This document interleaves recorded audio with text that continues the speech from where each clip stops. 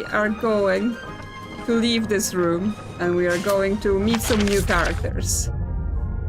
There was, well, we can go to the engine room because I'm pretty sure there was a person there.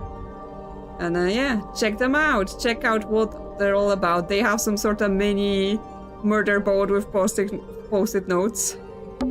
A pinboard? I assume it belongs to that woman over there.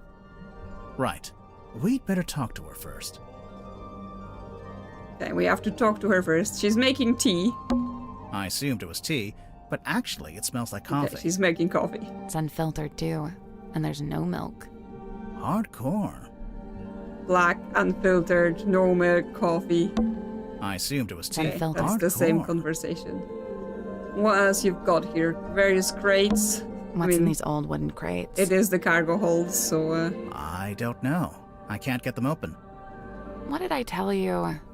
Always bring the crowbar. yes, Sally knows. Sally knows what this business is all about. You need your friend, Mr. Crowbar.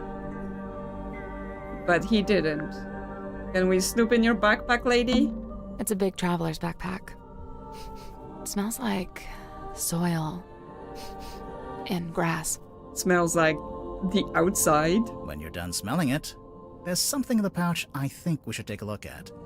Yes, actually search it. A square of parchment found in the cargo hold. It's been folded up and tied with a string. Oh, I see like Felix and Flint. So is this the people from yes, the previous game, right?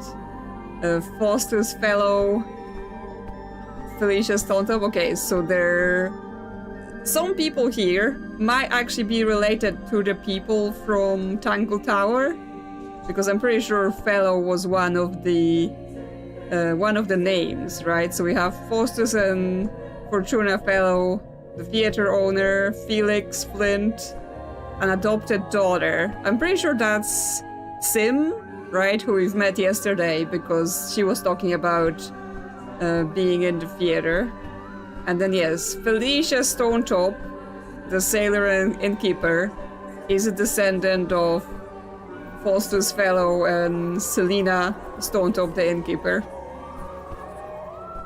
And she married Damien Dusk, the mayor, who had a previous son from some previous relationship called James Dusk, journalist. And somehow Magnus is also in this whole situation. Okay, there are some links. Silkworm Monsi. Okay, so this is the map of the town.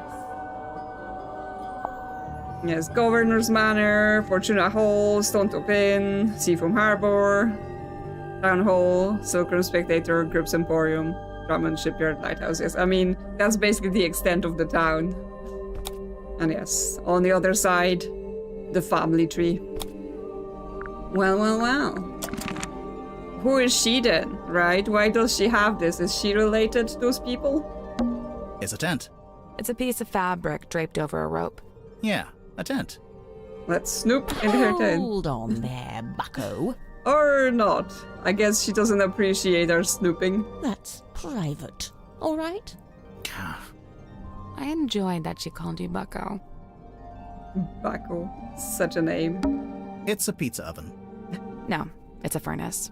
For heating the submarine. Right. I mean, you could use a furnace as a pizza oven. But you could put a pizza in there. Exactly. You could do that. Okay, well, let's talk to her.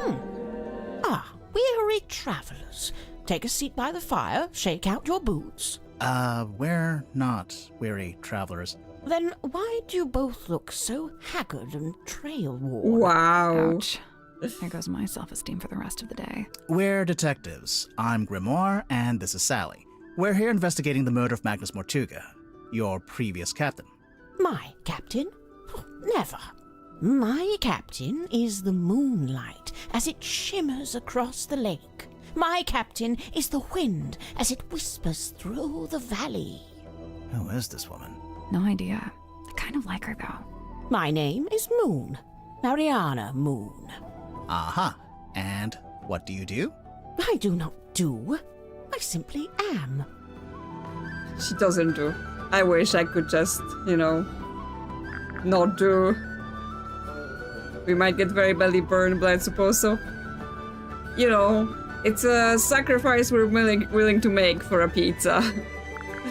Okay, but yes, she was mentioned previously, right? That she, in like previous accounts of what happened during the night of the murder, people have mentioned her. And yes, she's got a moon pendant.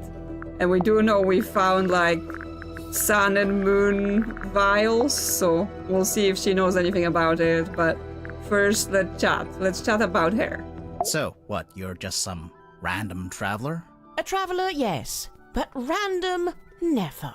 I'm here because I chose to be. I've been searching for the Mortuga submarine for some time, you know. How come? How come? This thing is the motherlode. The motherlode of what? Of whispered half-truth, of murky rumour, of stories unspoken. Oh, like urban myths and stuff? Right. Urban myths and stuff. So you're a historian? Historian, storyteller, rambler, ambler, fireside gambler. How long have you been here? Well, let's see. I arrived a few hours before the captain was murdered. Oh, dang. Really? Quite the story, isn't it? But you're just on the submarine because you find it interesting. Oh yeah, because we saw that the previous person we were talking to, Grip, right? He said he gave her a tour of the submarine as well. So yeah, she supposedly literally just arrived. Would that be such a crime? No. Murder's a crime, though, pretty sure. He's only pretty sure that it's a crime. So is the temperature of the furnace needed to operate a submarine the perfect temperature for making a pizza? I mean, we should experiment and see. See if there's a temperature we can achieve that is suitable for both.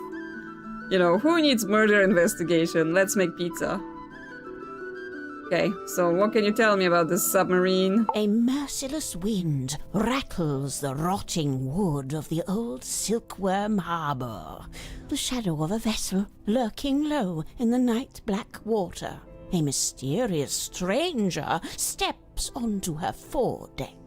Cloaked in darkness, she slips inside the submarine. Who is she? What is her dark purpose? It's you. We get it. A mysterious stranger, I said. She descends into an ornate parlour, empty, save for a lone figure standing by the fire. So, not empty. He turns, his face still half hidden in flickering shadow. It is Captain Magnus Mortuga. What was he like? Nice guy. Stoic, but polite. Kind. He tells me to wait in the control room and then disappears off towards the back of the ship. After a little while, he comes back. But now, he's a slightly different man.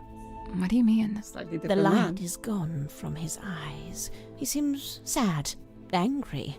He avoids my gaze as he crosses the room to take hold of the wheel.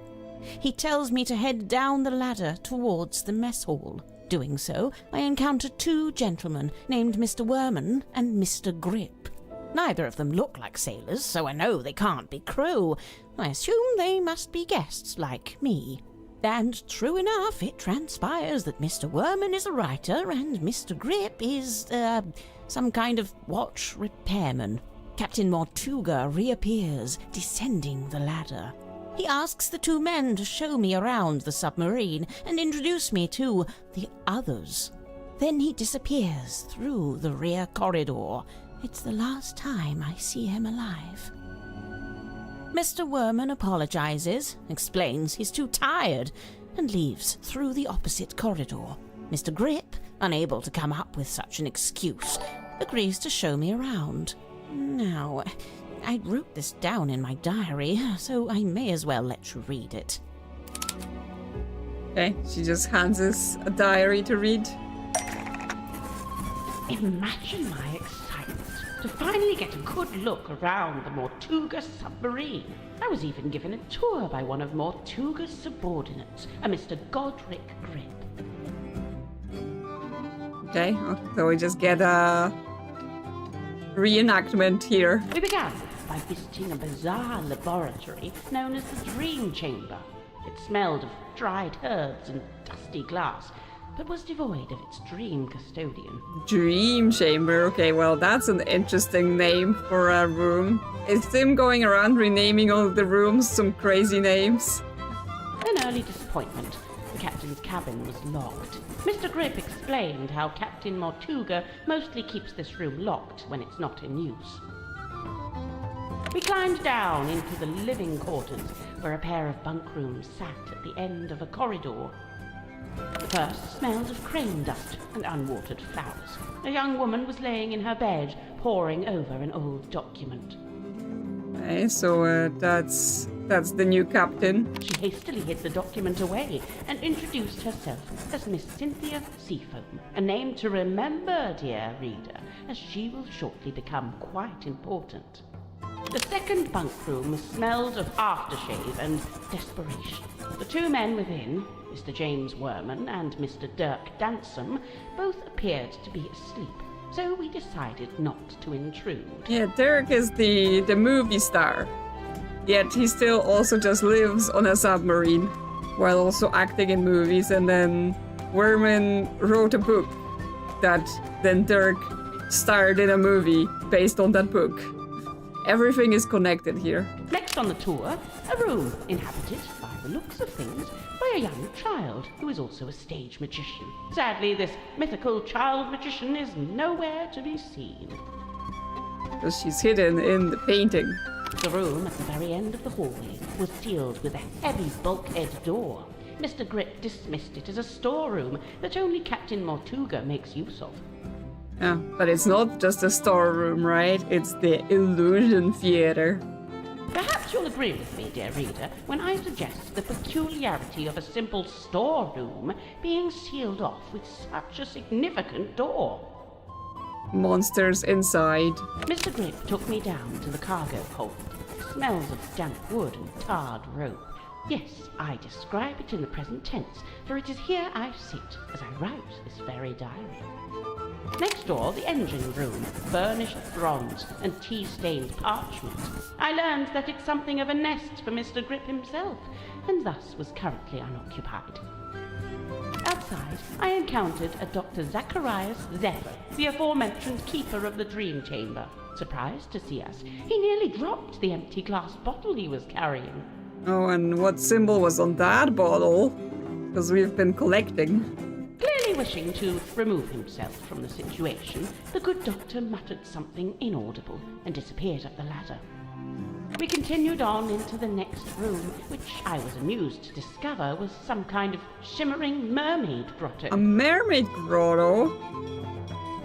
Does the submarine have a crew? No. It seems as if it has a captain and then a bunch of people that have wandered over.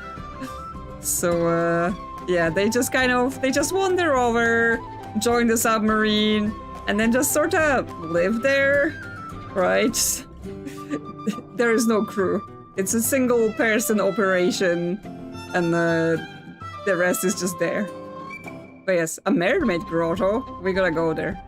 I smelled her before I saw her. The unmistakable mix of salt, seaweed, and sequined spandex. It can only be Madame Tadpole, a name which may be familiar to long-time readers of this diary. She writes her diary as if yes, there's gonna be long-time readers. Is that something you generally do with your diary? Like, oh yeah, please, read it. Tadpole and I caught up while Mr. Grip skulked in the doorway, clearly hoping this would mark the end of the tour, but it did not, dear reader. It did not. Okay, except it says end. But we know from what Grip said that they go to that extra room where they end up under the illusion theater when the murder happens. Right, so, yes, I can see there's one more room to visit. Mr. Grip insists it's just the bilge. a dark, dank and smelly place, ill-frequented by humankind. I tell him he couldn't have sold it to me better if he'd tried. Well, clearly, whoever built the submarine, right, the sea foam, the mother of the current captain, she's designed it so perfectly that it can operate itself, so it doesn't need a crew. Yeah, so what happened during the murder? Because you were there listening to it underneath. We enter the bilge, but it's too dark to see anything. Mr. Grip, who is clearly tiring of my company by this point, opens the vent in the ceiling to let in a little light. Moments later, a voice is heard, echoing down from above. Whose voice? A young woman, and then an older woman. I can't remember exactly what was said, but I remember thinking it sounded a little like poetry. What happened next? The sound of a scream, and then a dull thud. Oh. Yeah, that sounds like a murder. But which murder? Anyway, by this point, I've used up all my patience. So I decide to take my leave. I thank Mr. Grip for the tour and return to my new lodgings in the cargo hold. I have to put up my tent twice, as on the first attempt, a sudden movement of the submarine undoes my progress. After some time, Mr. Grip and the young Miss Seafoam appear in my doorway. It seems they've come to fetch me for some kind of official submarine business. We head back towards the mess hall, Mr. Grip and Miss Seafoam heading up the ladder before me. I spot Dr. Zephyr emerging from the airlock. He has a glass bottle in one hand and what looks like an old leather bag in the other. I update him with what little information I have and attempt to catch up with the others. Laying on the floor is the body of Captain Magnus Mortuga. Amongst the living, mutterings are breaking out. Murder and mutiny, cauldrons and curses. But with Zephyr finally in attendance, Tadpole calls for order, demanding justice for her slain captain. But nobody really seems to know what to say. The next morning, it's announced that Miss Seafoam has taken over as captain. And, well, here we are. Here we are. Okay. Well, I mean, obviously she's only just joined, so she knows very little about what's going on here longer term. The only thing she said that was kind of weird is that they were in the room under the murder room and she ran out of her patience, right? She said it weird, which means like she's run out of something else but then decided to not tell us what it was. It's just kind of like patience. Right, so what was it that you actually ran out of? Okay, well, tell me more. What do you know about the captain? Broad shoulders, long arms, good for reaching across a wheel. He had a hard face, but soft eyes. I'd wager he was once a very handsome man. Do you know anything about his life before the submarine? Like if he had a family? I'd never heard mention of his parentage, no. But he lived in Silkworm. Do you know where exactly? The only record I found lists him as living at the Stonetop Inn and working on board the Stonetop family sailing ship. As the captain? As a deckhand, and eventually as the helmsman. So how'd he end up as the captain of a submarine? All I could dig up was a rumour that he bought the submarine from the shipyard. He bought it? Or maybe he commissioned to have it built. Accounts vary on that. Either way, how could Mortuga afford to buy a submarine? My guess is that he didn't pay with money, but made some other kind of trade. Yes, what did he pay with? But, I mean, yes, if you buy a submarine, you can be captain, right? Who's gonna stop you? She ran out of pipeweed, but then why not say that, right? Why be evasive about it? So, what did you think of Rip's trip and his little friend? So, Mariana, what do you make of him? Godric, I mean. I will say, for someone with such a novel outfit, he's ever so quiet. Quiet? You disagree? I thought his whole thing was to be deliberately obnoxious. He wasn't like that with you? Not at all. Whilst showing me around the submarine, he was mostly subdued. Didn't say an awful lot. Maybe you make him nervous. Maybe you make him nervous. Okay. Well, that's interesting, right? Because yes, he was very salesman, right? Loud salesman that keeps yapping about things with us. And even introduces his stick into the conversation. So why she says that he was being very quiet? What was occupying his little mind that he didn't wanna talk to her? What do you think of the new captain? Maybe he likes her? Maybe. More romance under the sea, in the sea. Cynthia Seafoam, the daughter of Harbour Master Sylvia Seafoam, and the stepdaughter of Donovan Drummond, the shipyard owner. That's a pretty solid nautical heritage. By all accounts, Sylvia Seafoam was an ambitious and outgoing sailor, but I believe they raised Cynthia to be a mechanic. Still, sounds like Cynthia actually does have the expertise to be captain. Who said she doesn't? I mean, no one said she doesn't. It's just suspicious that she suddenly became captain after he died, and no one is saying anything. Like, they just agreed. So, Mariana, where are you from? No fixed address. That's the way it's been for some time. Oh, I see. But you came to Silkworm looking for the Mortuga submarine. How come? I go wherever I please, which usually amounts to wherever has the most interesting rumours. I don't want to be rude, but do you ever have to do work to get money? From time to time. I've taken up work as a tour guide, a historian, a performing storyteller. But how did you wind up getting onto the submarine? Isn't it a secret? Well, if it's such a secret, how did you do it? Well, I got a phone call from Cynthia Seafoam, and she told us to come to Silkworm. And then the submarine came up to the harbor so we could get on. Well, there we are. Perhaps that's how I did it, too. Did you? Is that how you did it? Because I don't think Cynthia was hiring you to come here. And if she did, then why? Right? Like, what does that mean? Why are you being evasive about how you got here?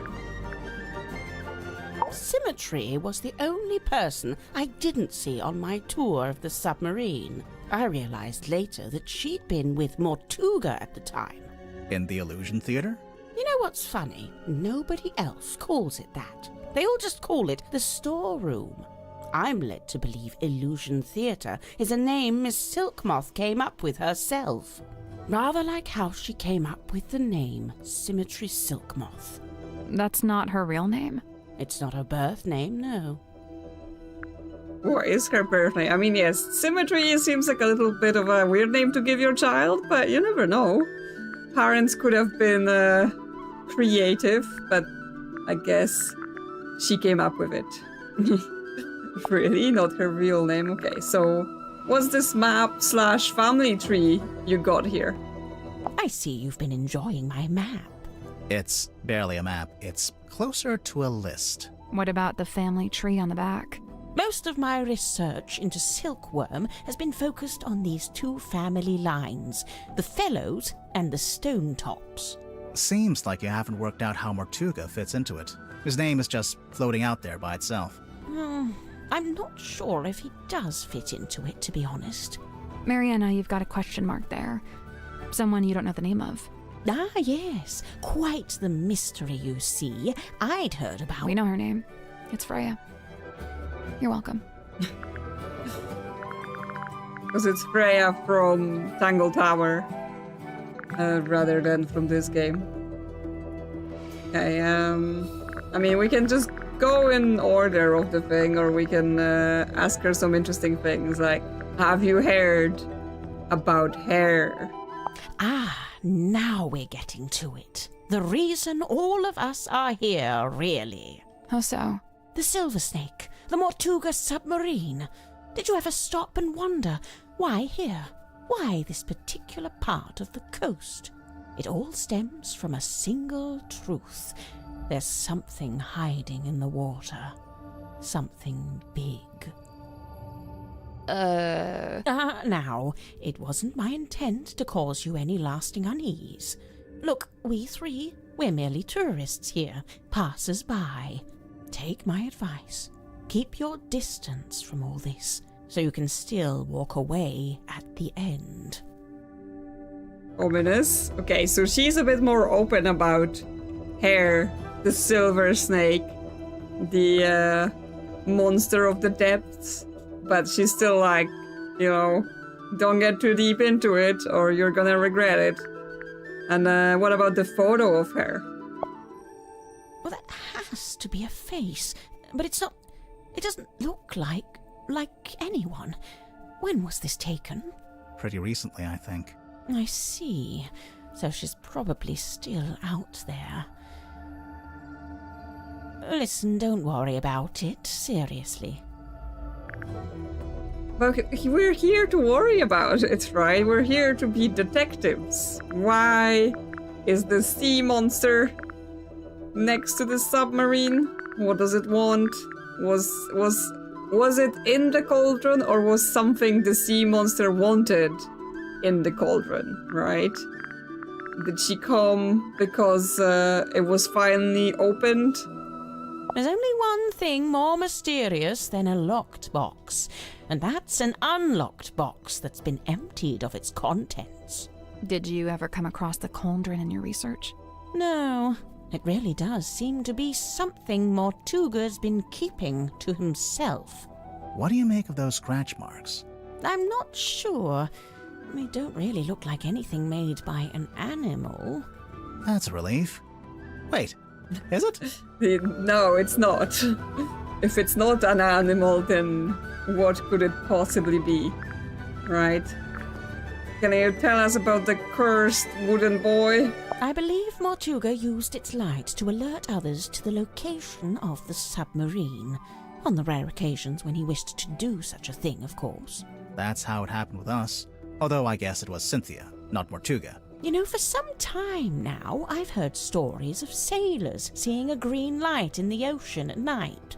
Well, I guess you have your explanation. The problem is, several of the stories predate the Mortuga submarine. I mean, curious, but also it feels like this thing, whatever it was, has existed before the submarine, right? They got it somewhere, and it could have been an independent living sea creature, and then they captured it and started using it for their submarine business. Poor boy. Okay, well, let's just see what she has to say about all this other stuff. I'm getting mahogany embedded with sea salt. Maybe from when Grip crashed his balloon into the ocean? No, the basket is made from wicker and carbon fibre. The wood inside the basket, that's the mahogany. Huh. Yeah, it's the pieces of the ship's wheel, right? But it wouldn't let us so far do anything about it, even though it looks exactly like the broken pieces that are missing. We couldn't ask anyone any questions about it. Let's see. The thicker wood is mahogany, very old mahogany. The thinner wood, oh, I don't know, some kind of cheap timber, perhaps. Somebody skimped on the repairs, huh? Yes. So, even further confirms that what's in the balloon basket is the wood from the wheel. Why is no one making the connection? Please. I never needed a compass. I prefer old-fashioned methods of navigation. I'm pretty sure compass is the old-fashioned Yeah, method. exactly. Not as old as the sun and stars, and unlike this compass, they never break and need repairing. I'm not sure it is broken, actually. Yeah, it was just freaking out because she was here. As much as I love an old map, I wouldn't know where to start with this. I prefer maps that show some sort of land. Or, you know, some sort of anything. Well, it does have an X, right? That's all you need on a map. Where's the X? Where's the treasure? Yeah, the sun and stars are great, right? It's cloudy, exactly. Like, compasses still work, even if the weather's not great. Where on earth did you find this? Cynthia had it. I don't know. You two have all the luck. I spent a year researching silkworm and never found anything this good. We had to, like, rob a piggy for those papers, so all you had to do, lady, was spot that piggy in that room and do a little puzzle, and you could have found it. It's not luck, it's skills. What's so good about it? It's penned by Solomon Stonetop himself. They say he built the Stonetop Inn with his own hands, and in doing so, he founded the town of Silkworm-on-Sea. Yeah, so that's the origin. Also, he built it with his own hands, no tools. Like, every nail he just fist into the wood. Funny expression. Oh, good. I was worried this wasn't going to come up. What? Cynthia and her family? The submarine in the background? Yes and yes. But also no. The best part of this photo is Yes. the thing on the left The sea monster. side. It's in a glass tank. Do you see it? Barely. Is it a snake? It's the silver snake, also known as the silkworm serpent. Oh, you've heard of it? We might have. But what's it doing in the photo? So, that submarine in the background. The silver snake is the reason that was built. Sylvia Seafoam, pictured there in the fancy jacket, she was quite fond of her serpent friend, you see, but the powers that be were demanding she hand it over to be studied. So Sylvia made a plan to go and live in a submarine and take the silver snake with her. That's, quite ambitious. Wait, so the sea serpent would also be living in the submarine? Well, I don't have all the details. It's something I'm still researching. And they were submarine roommates. Yeah, she was like, come, my little snake friend, we're gonna live together in the ocean. But yes, this submarine, like, no one seems to be particularly making that connection either, that the submarine in the picture is the same submarine we're currently on, as confirmed by changing the blueprint pieces. I'd love to know where Cynthia got the diagram of the wooden ship. I thought it was supposed to be a submarine. Oh, no, the yellowish parts. They're from an old drawing of a sailing ship. Looks like it might be from the original, too. I just wonder where she got it. I mean, her parents work in a shipyard, so she's got access to a variety of things. Looks like gold to me. No way. Real gold. Why not? I thought Symmetry was supposed to be an impoverished orphan. Well, it's not worth anything unless she's willing to sell it. Yeah, she's not gonna sell her family heirlooms. Was checking the family tree in Tangle Tower, and it turns out someone from the Stonetop family married the Lord Fellow. I think they may also be cheating on their spouse. The Lord is also married to a lady who is the Baroness that owns the theater, and her portrait appears at the bottom of that sea monster family chart. Yes, I mean, I could not remember... I see you've been enjoying my... No, that's not what I wanted to. I couldn't remember the exact family tree, but yes.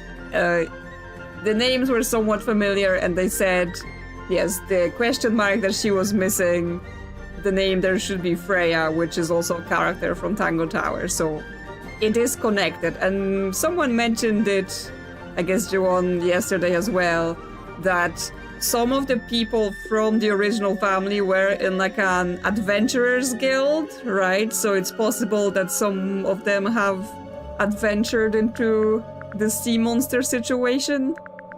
So it is related. It's not a completely different case with different people. It's just an extended family. You know, one of the reasons I found it hard to research Mortuga was that there really wasn't much of a paper trail. Well, seems like he changed his ways. Yes, it's rather odd, isn't it? I wonder what compelled him to draw up a contract like this. I can't help but feel like the idea must have come from someone else. Wasn't you? Okay, yeah, I don't remember then. Don't remember who said it, but it was a good point. Hair is the sea monster? Yeah, I mean, it does appear to be, right? They said that this is the serpent of the sea, and it's the same as the other one. So now I wonder, like, so the mother went out in the submarine to live with the serpent, but then something happened to them, right? Something happened to the mother, something happened to the monster. Like, did Mortuga take the submarine from her forcefully?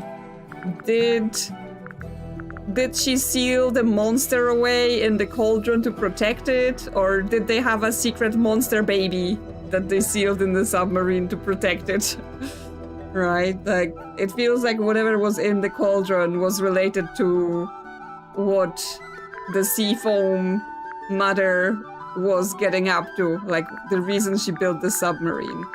And then somehow Mortuga came onto the picture and ruined whatever relationship they were having. Emblazoned with the seafoam S, I see. It's quite an elaborate... Oh, how strange. It's never been worn. Never? Once or twice, at the very most. Okay. How can you tell? Maybe it's just very well maintained. We know it's been worn, like, it's in this picture, right? So she was wearing it there. It looks like the same thing, but yes, then she wasn't wearing it anymore. I'd heard Mortuga wasn't one for writing things down, so I'd given up hope of finding a diary, but this might be the next best thing. He made a record of every time a new person joined the submarine. Except for when you joined, Mariana. Well, I suppose he'd never had the chance. I mean, yes, she came onto the ship and then he died. There wasn't really much time.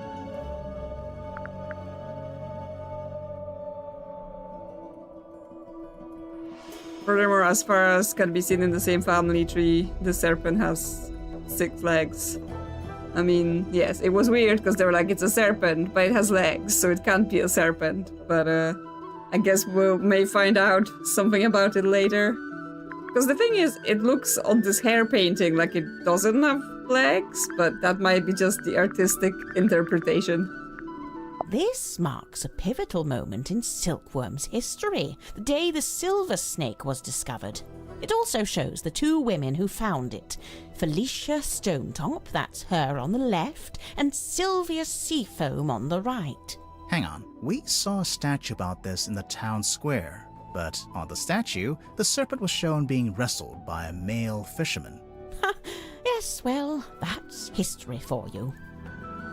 Yes, I was wondering about it because in the paper it looks like, and the way it's been described, right, it seemed like they were taking care of the serpent. They took it out to care for it and bring it back to health. But yes, the fountain in town looked like the guy was literally like standing on it as a to, you know, slay it and conquer it. So they changed the story of what went down, right? Replaced the 2 women caring for the serpent with a guy just being like, haha, look at me being manly, murdering a sea monster.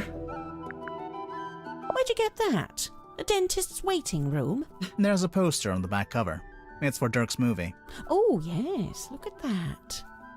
They've given her the wrong type of necklace. The sword looks about right, though. What's that? Just thinking out loud. Okay, she's the kind of person that goes to a movie and is like, this is historically inaccurate. They did it all wrong. Artistic choices not allowed. It carries something of the cadaver about it.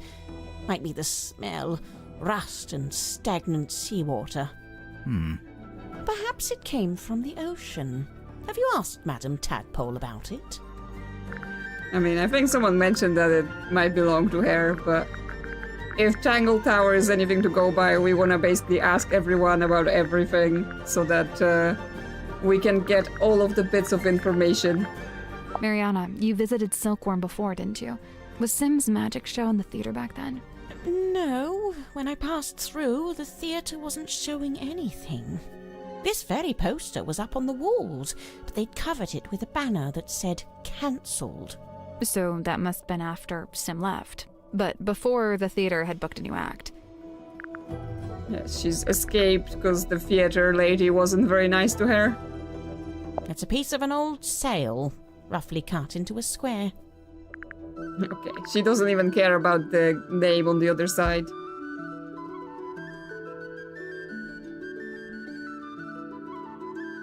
I mean, he could have cheated, or they could have gotten a divorce, right? He was like, I'm done with you, I'm gonna go with this lady now. Do you recognize this, Mariana? Should I? Well, we just figured since there's a moon drawn on the label. So because my name is Moon, all moon-related things must belong to me, Even Yes. if it's not yours, do you have any idea what it is? It's a herbal compound of some kind. Valerian, skullcap, chamomile, and seawater. So, not poison. Maybe it's medicine. Would those herbs do anything in particular? I suppose it could be a sleep aid, like a mild sedative. Interesting. They were trying to calm the monster. A divorce, that's not dramatic enough for this word. Fine, he had her assassinated, and then he found himself a new wife. That dramatic enough? Mariana, can you tell us what these tablets are? It's rather more difficult when it's something synthetic like this. Some kind of vitamin supplement, I believe. All three of them? Yes, the 3 tablets seem largely to be the same thing. I mean, as far as we're concerned, it's just vitamin D, because if you live on the submarine, you don't get enough sun. Lady Fellow's maiden name is Fortuna. Ooh. Okay, well, it's all connected. I see Cynthia's proudly wielding the Seafoam S in her signature there. Why shouldn't she? Of course, she's well within her rights to do so, but I do think perhaps it sends a certain message. What message would that be? I claim this submarine in the name of the Seafoam family. Something like that, don't you think? I mean, if it's their family submarine, then why shouldn't she claim it? Cynthia's stepfather's surname. I don't remember. No. She mentioned something about it. We can ask about it again. Because she probably told us. Pass it here, I'll show you something amusing. See this photograph on the inside cover? It's a picture of Worman, isn't it? If it is, it's a very flattering one. It's not Worman at all. It's his rather more handsome father, Mayor Damien Dusk. Get out. Really? No word of a lie. Okay, so the writer is a son of a mayor. And he's using his picture as his author picture. Because he's more handsome. Okay. I assume we still can't snoop in her tent. It's a tent. It's a piece of fabric. Yeah, a tent. Hold on. Private. Okay, we I have enjoyed to... that she called you We have to lure her out of the room and then we may be able to see it. What about this murder board? It's a pinboard. Yes, let's look closer. Drag the piece of paper into the correct positions. Okay, so this is based on where people are staying, although we're on this board as well. Yeah, well, she's in this room. Wow. Hard to remember, like, this is the layout of the ship. Like, why are we here? Right? Why are we here? Where would we be? Damien Dusk is Freya's father, okay. So, Hare and Worm are half-siblings at least. Because it did say on that family tree that he had a previous child and then another child that was Freya, if I remember correctly. What are we doing with this paper? This is where he died. Right. This guy, I think his room's here. Then Worm and Dirk, they stay together somewhere. This guy is in the engine room.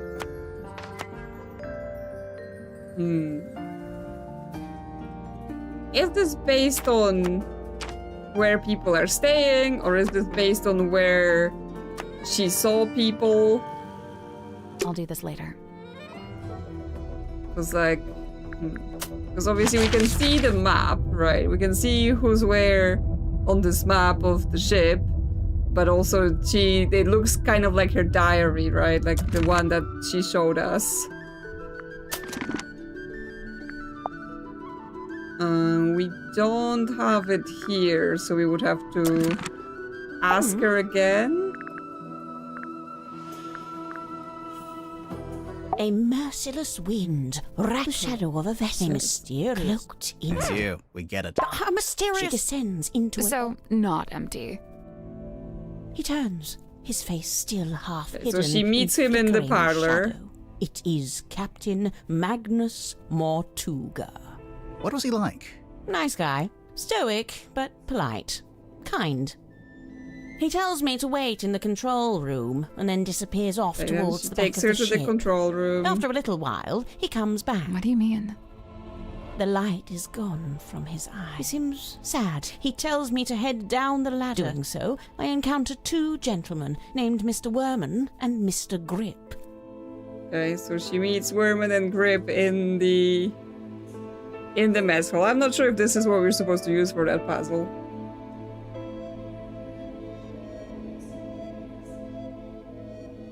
But it looked kind of like her diary. Neither of them look like sailors, so I know they can't be crew. And true enough, it transpires. Captain Mortuga reappears. He asks the two men to show Then he disappears through the rear. It's the last time I see him alive.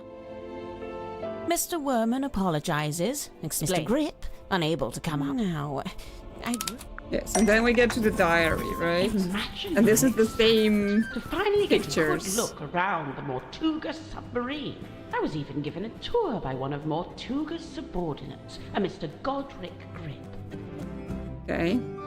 We began by visiting a bizarre laboratory known as the Dream Chamber.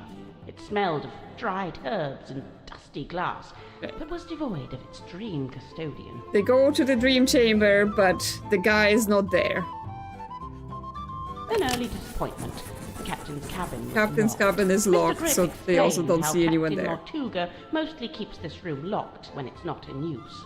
We climbed down into the living quarters, where a pair of bunk rooms sat at the end of a corridor. The first smelled of crane dust. Okay, so they saw a young woman was Cynthia laying in her bed, poring over an old document. In that bottom corner room.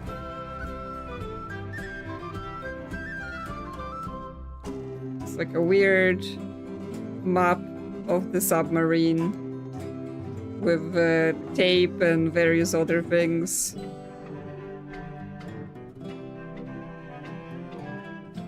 Trying to draw it for reference.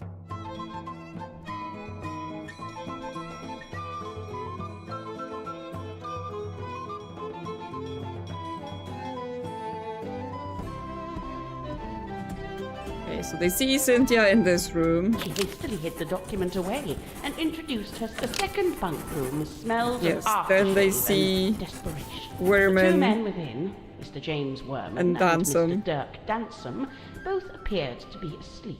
So in we the next room decided over. not to intrude. Next on the tour, a room inhabited, by the looks of things, by a young child who is also a stage magician. Sadly, this mythical child magician is nowhere to be seen. Okay, so they go to Sim's room, but they don't see her. The room at the very end of the hallway was sealed with a heavy bulkhead Yes, door. it's the storage Mr. Grip room. dismissed it as a storeroom. Perhaps you'll agree with me, dear reader, when I suggest the peculiarity of a simple store. Mr. Grip took me down to the cargo hold. Smells of damp wood and tarred rope. Yes, I describe it in the present tense, for it is here I sit as I write this very diary. Yeah, she ends up in the cargo room. Eventually. Next door, the engine room, burnished bronze And yes, tea-stained Grip. parchment. I learned We know that it's he's something in of a the- nest for Mr. Grip himself, and thus was In this currently room. unoccupied. Outside, I encountered a Dr. Zacharias Zephyr, the aforementioned keeper of the dream chamber. Surprised to see us, he nearly dropped the empty glass bottle he was carrying. Okay, but they only see him like in a corridor. They don't see Zephyr in that room.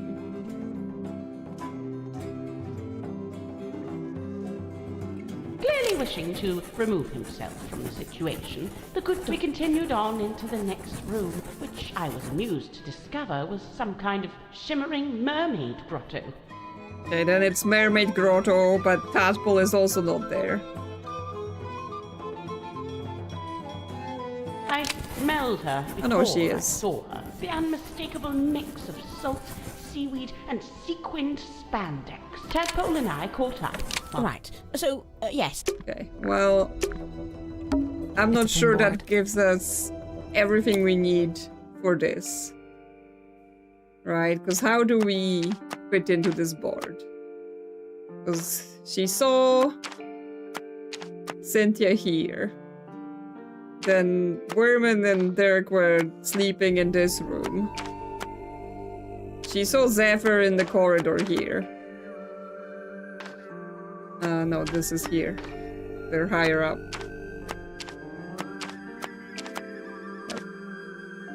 He stays in the engine room, she stays in the cargo room. She's in this room. Then, well, in theory Sim would be in this room if she was there. And then, well, the captain, like, she saw him in the parlor, but then she also seen him in the control room. Right? Like, what do they want us to do here? And where are we in this puzzle? Are we just where we are with hair? Are we counted as something else? Like, drag the piece of paper to the correct position is not exactly a particularly specific clue. Nope. So, there's a drawing of each of the suspects, one of Mortuga, and one of us too. Yes. Each one needs to be moved to the right place on the board. Yes, I mean, I got that bit, but what is the right place on the board? Is it where they currently are? Is it where they were at a specific time? Like, is he in his room? Is Mortuga in the control room or in the captain's quarters? I think captain's quarters here.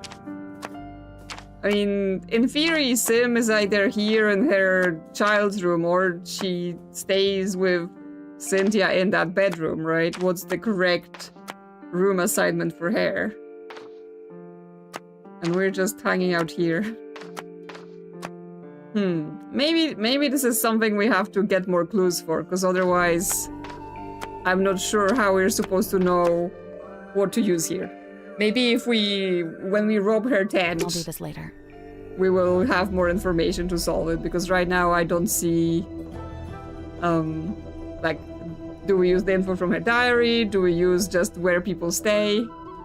Unclear. Okay, well, I think meeting more people may also help with that situation. Right, we have more rooms, but yes, we were going to go ask Cynthia about her stepfather's name.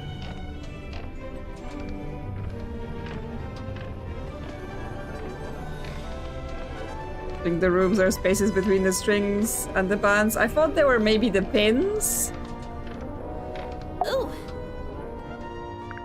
But even there, it's a bit like, yes, which bit? Okay, tell me about That's your mom? your family again. Yeah. she was the harbor master. That's a pretty fancy jacket for a harbor master. Yeah, well, she was super ambitious. That's your dad on the right? Yeah, stepdad, but yeah. Are you too close? Not really. We kind of drifted apart after a while. Okay, so she doesn't actually say what the stepfather is called, so it was probably mentioned somewhere, but oh, we can actually check it. We can check it, I think, if we go here. What did people say?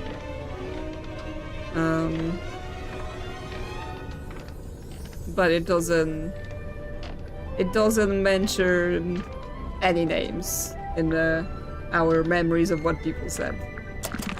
Okay, well, we have new things we can ask her about as well while we're here. Cynthia, this map's got your surname on it, and the S from your signature. Oh yeah, Seafoam Harbor. I mean, nobody ever really called it that, but my mom was the harbor master, so yeah. My parents used to shop here from time to time. They'd complain that Mr. Grip would charge them full price, even though they were locals. Heh, Grip's not one to give out discounts, huh? No, he even tried to charge us for various items that we had no money for. This is the ship's compass. From here in the control room. Mm-hmm. Looks like Mr. Grip's already working on fixing it. Good! That's good. Why so many needles? The original needle was broken. Mr. Grip said he had a few he could try out as replacements. This one's the original? Yeah. Looks fine to me. Just put it back in. Nope, wouldn't work. It's malfunctioning. It needs to be replaced. Yeah, she got freaked out by whatever the compass was reading, and she's like, no, it must be broken. I wonder if we can plug it back into the controls. This weird little drawing. It looks kind of like that thing Mortuga kept up on the foredeck. Okay, well. Oh yeah, we can ask you about Moon and Grip. Mariana Moon? I've barely known her longer than you have. Do you know why she's on the submarine? I have to assume she was invited. So, what? Nobody's allowed on board without being invited? Naturally. Who invited you?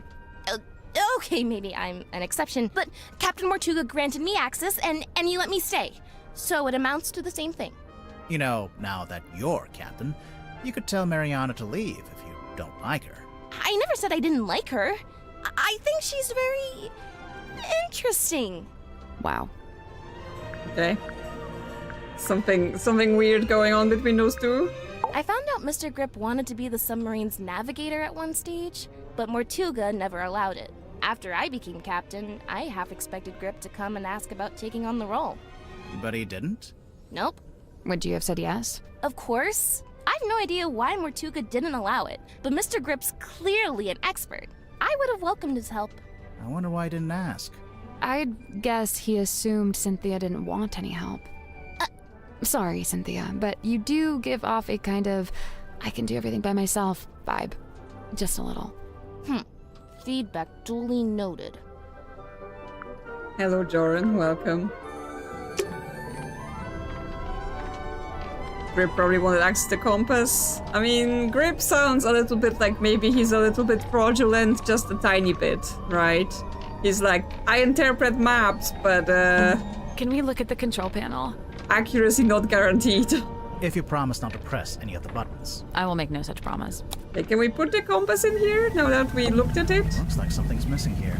Something with 3 small holes. Bowling ball? Coconut? No, it's the compass. Okay, we don't have any sort of... Okay, put it here now that we know about it. It's a lever. Ah, I haven't pulled that before. A sheet of glossy paper came out. I think this is how they print out stuff they see with the radar machine. So, is there anything on it? Did it see anything? No, nothing. Definitely should put a coconut in there. Yes, as soon as I find a coconut, that's the first thing we're going to do. Okay, but this is just shows us how they printed the picture of the face. Okay, we get an achievement for pulling both the levers on the control panel. So yes, it's important to press all the buttons and pull all the levers. Okay, well, let's go meet new people. Let's go meet this mysterious mermaid lady. She should be in this room, I think.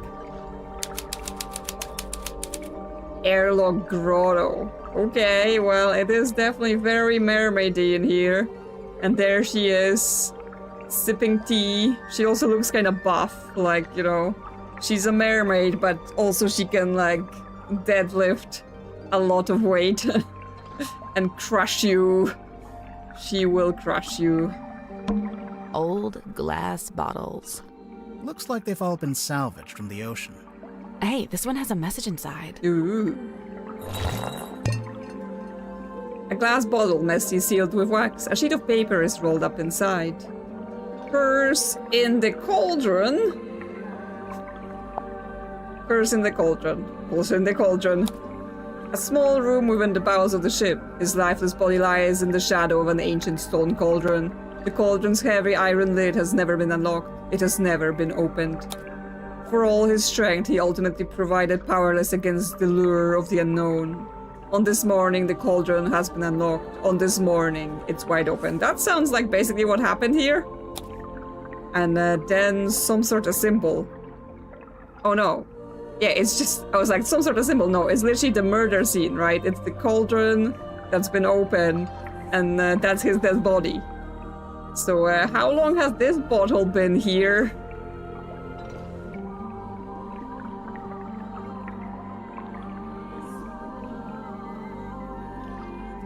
Sipping tea, moonpool. Dangerous thing to have here, high risk of floating the entire sub.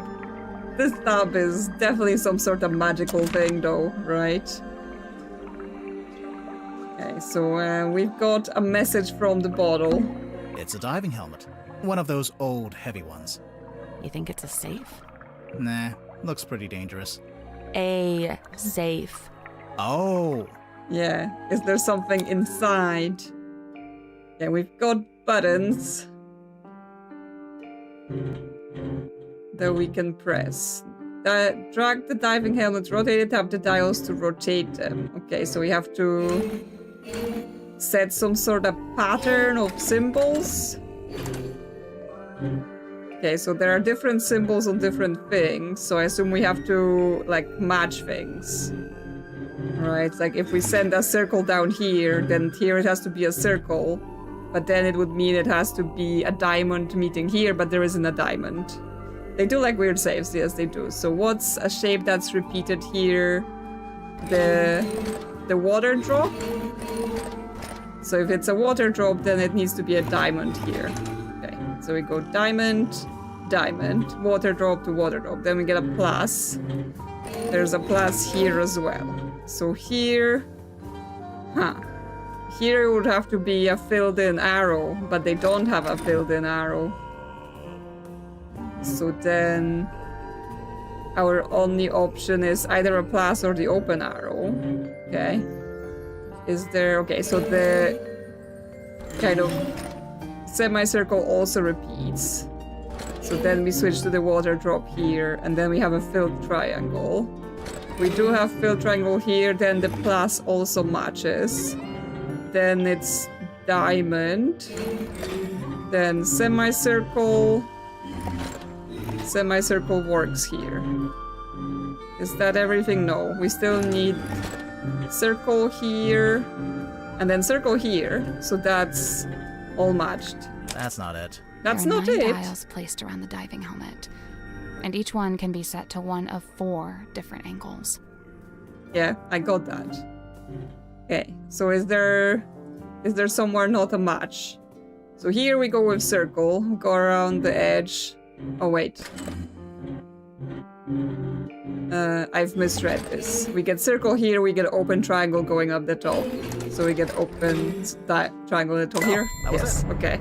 I just messed up this last one for some reason. Nice work. Didn't see the correct shape. What's inside? What is inside? Ooh, a pocketbook. A ragged, blood-stained pocketbook. It was hidden in the airlock.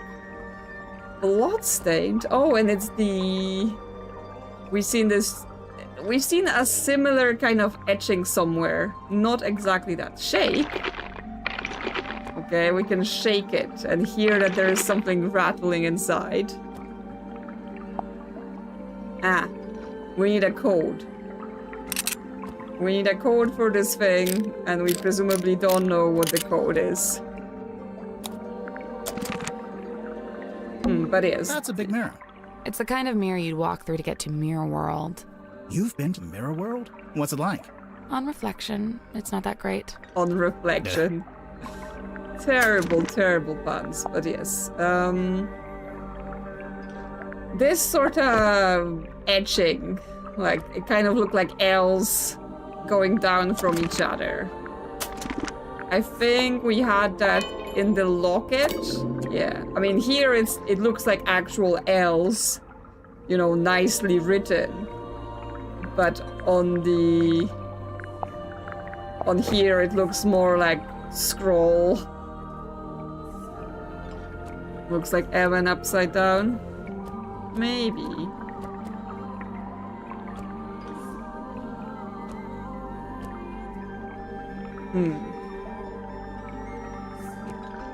Try the golden path to unlock. I mean, if it was MM, then it would be Magnus Mortuga, right? It's his pocketbook. Jellyfish lamp. Looks like a jellyfish.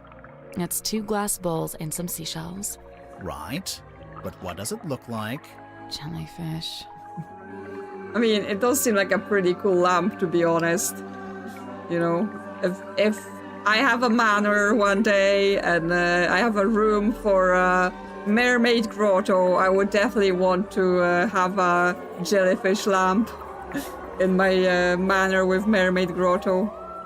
Totally fits, right? It's a collection of small mirrors. You know, it might be fun to start a mirror collection. I could really see myself doing that. Yes, you could totally see yourself doing that. So, hello. Hey, it's me, Madam Tadpole. Yep, that's my name. First question, go. Are you a mermaid, or what's the deal? Great question. Half mermaid. The top half, obviously. From the waist up, all mermaid. And as you can see, I have the legs of an ordinary human woman. An ordinary human woman? Who happens to be an Olympic-level swimmer. Second question, go. Okay, she's half mermaid, and yes, she's got gills and giant eyelashes. And yeah, she kind of looks ripped, but you know, if she's saying like she's an Olympic swimmer, then sure, maybe that's why.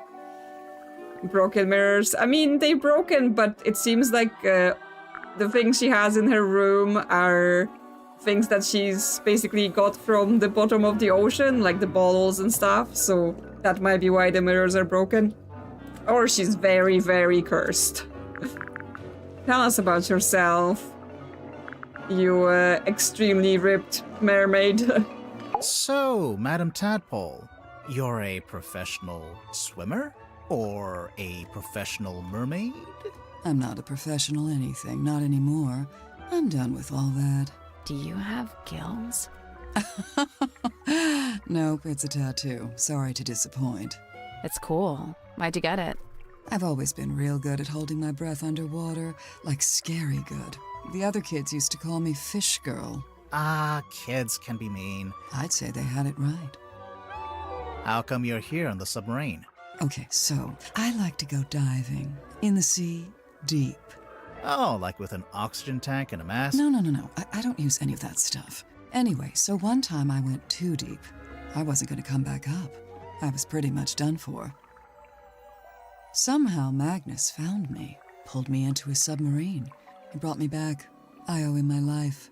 Wait, so are you from Silkworm? Were you living in the town? Nope, I'm from far away. Then how come you were diving into this bit of ocean? Oh, well, yeah, I was visiting the town. For work. What kind of work? Performance art. Kinda. Like I said, I'm done with all that. So, Mortuga saved you from drowning, and you just decided to stay? It's where I belong. The ocean. I had my fill of living on land. I've got no interest in going back. Okay, so this submarine and Mortuga had some weird thing going on where he would find himself in places where people were in trouble, people were, like, she was too deep in the ocean and the other guy had a balloon accident and all that kind of stuff, right? Is the submarine somehow preset to find people that need help and then, just appears where they are? The pufferfish lamp would be very upset if it heard what you said about the jellyfish lamp. Listen, we can have both, right? A pufferfish lamp, a jellyfish lamp, like, if you have a manor, there's just room for anything. Looks like you've made yourself pretty comfortable down here. Magnus offered me one of the bunk rooms, but I turned him down. And yeah, over time I turned the airlock into a nice little home for myself. Where did you get all this stuff? The mirrors, the bottles. Shipwrecks, shipping containers, you name it. If it falls into the ocean, I consider it fair game. You go swimming out in the actual ocean. Of course. Isn't it cold? And what about the water pressure? What about him? That's for other people to worry about. So, how do you get out into the sea? Or do you just go from up on deck? See that hole in the middle of the room? Leads down into a big old water tank with a door that leads outside. I go out into the ocean every single day. Jeez, I'm impressed. Like I said, this is where I belong. How long have you been living here? I stopped worrying about times and dates. It doesn't mean much down here. But I know I arrived after Sim and before Dirk. Do you get on with the other suspects? Oh, sure. It's a nice group. I was closest with Magnus, though. He was one of a kind. How close were you two? Right? Got any secrets to share? Things to say? Where were you when the murder happened? I remember the sub did a weird kind of tilt. Don't know what it was, but anyway, it woke me up. So yeah, I'm trying to go back to sleep, but I can't because now there's all these footsteps outside my room. I get up and check outside. Nothing. So I check the bilge. Was anyone in there? No, but something's dripping into the water. I get a closer look and it's blood coming through the drain that connects to the room above. So I head up there to check. The door's locked. I open it up. You unlocked it? How? By turning the wheel. So okay, I guess it's not really locked. More like shut. Could anyone turn that wheel? Probably not. It takes some upper body strength. I go inside, and that's when I find him. Dead. Killed, looks like. I get angry. I'm out for revenge. I gotta find the guy who did it. So I run to the mess hall. Nobody. Climb up to the parlor. Nobody. Then I notice the hatch up to the foredeck was left open. Someone's making an escape, I think. Cowardly. I go up on deck. Nobody. I look across to the aft deck. Let me guess. Nobody. Nah, there was a demon. Yep. Glowing eyes, single horn coming out of the head, like an antler, kind of. Was it a person? I don't know, maybe. It was dark. I could only really make out the eyes, and it wasn't looking at me. It was looking out to the side, at the ocean, I guess? It's the sea monster baby that was released from the cauldron. Then it starts talking. What did it say? No idea. Alien language. What? Okay, even I'm making notes now. This is the best statement we ever got. Oh yeah, there was this big green light. Not sure where it was coming from, though. It can't be anything good, I figure. Better put a stop to it. So I took one of the oars off the old rowing boat and threw it. Hard. Direct hit. Its head came off, pretty sure. I saw it fall into the ocean. Suspect vanquishes demon with improvised javelin. After that, the green glow went away, so now it's too dark to see anything. I want to be sure, so I jump off the side and swim over to the aft deck. But nope, nothing. Then I dive down past the back of the sub to take a look around. Did you see anyone? No. No. How should I put this? I'm pretty sure I was being watched. Like I could feel something was out there with me. I don't know. Sorry. Did you ever find the head of the demon or whatever it was? You said it fell into the ocean. Oh yeah, I did actually. It was right there, floating in the water. Turns out it was this leather mask kind of thing. A mask? Like a full head mask, you know, kind of like a balaclava. Moon said that she saw Zephyr carrying a leather sack of some sort. What was he up to then? Because that looked like the same object that he was handling in the previous reconstructions. Do you still have it? Nope. I took it back inside the submarine, left it right here in the airlock, and, it's gone. I think it got stolen. That's, disappointing. Tadpole, you didn't finish your statement. Right. I left the airlock, told Cynthia to gather up the others and come up to the storeroom. Zephyr was in the mess hall. I told him to come too. So I go to the storeroom. Dirk's there with Werman and Sim. Everyone else shows up shortly after. So, you all gathered at the crime scene. What happened? Nobody wanted to admit to murder, so it was a bit of a stalemate. Most of the others made excuses and scurried off. Zephyr, Grip, and I stayed behind. I guess we were the ones who knew Magnus best. That's it. Story's over. Get out of here. Okay. Well, we still have many things to ask you, but yes, someone like build that decoy and put it on the deck? Because if the head fell off, that sounds like it was just some sort of thing that was constructed rather than an actual creature. So suspicious a bit. But also, yes, so the room that Magnus died in wasn't actually like full-on locked, right? It was just shut with the heavy bulkhead door, so you need strength to open it. Like, we know, I think, Symmetry, she was too weak to even turn the captain's wheel, so she probably is not capable of opening it, but what about the rest of the people, right? I mean, we know Madame Tadpole got the strength, but then we haven't met Dirk yet, but he also looked like he's kind of ripped. So we'll have to watch out for that, right? Who looks scrawny and who looks like they're built enough to open or shut that door. Miss Tadpole, you said you were an Olympic-level swimmer. Oh, sure. They never let me compete, though. I got banned way back when I used to swim in regionals. Why? What did you do? Nothing. They just decided I had certain physical abnormalities that made it unfair to the other swimmers. That kind of sucks.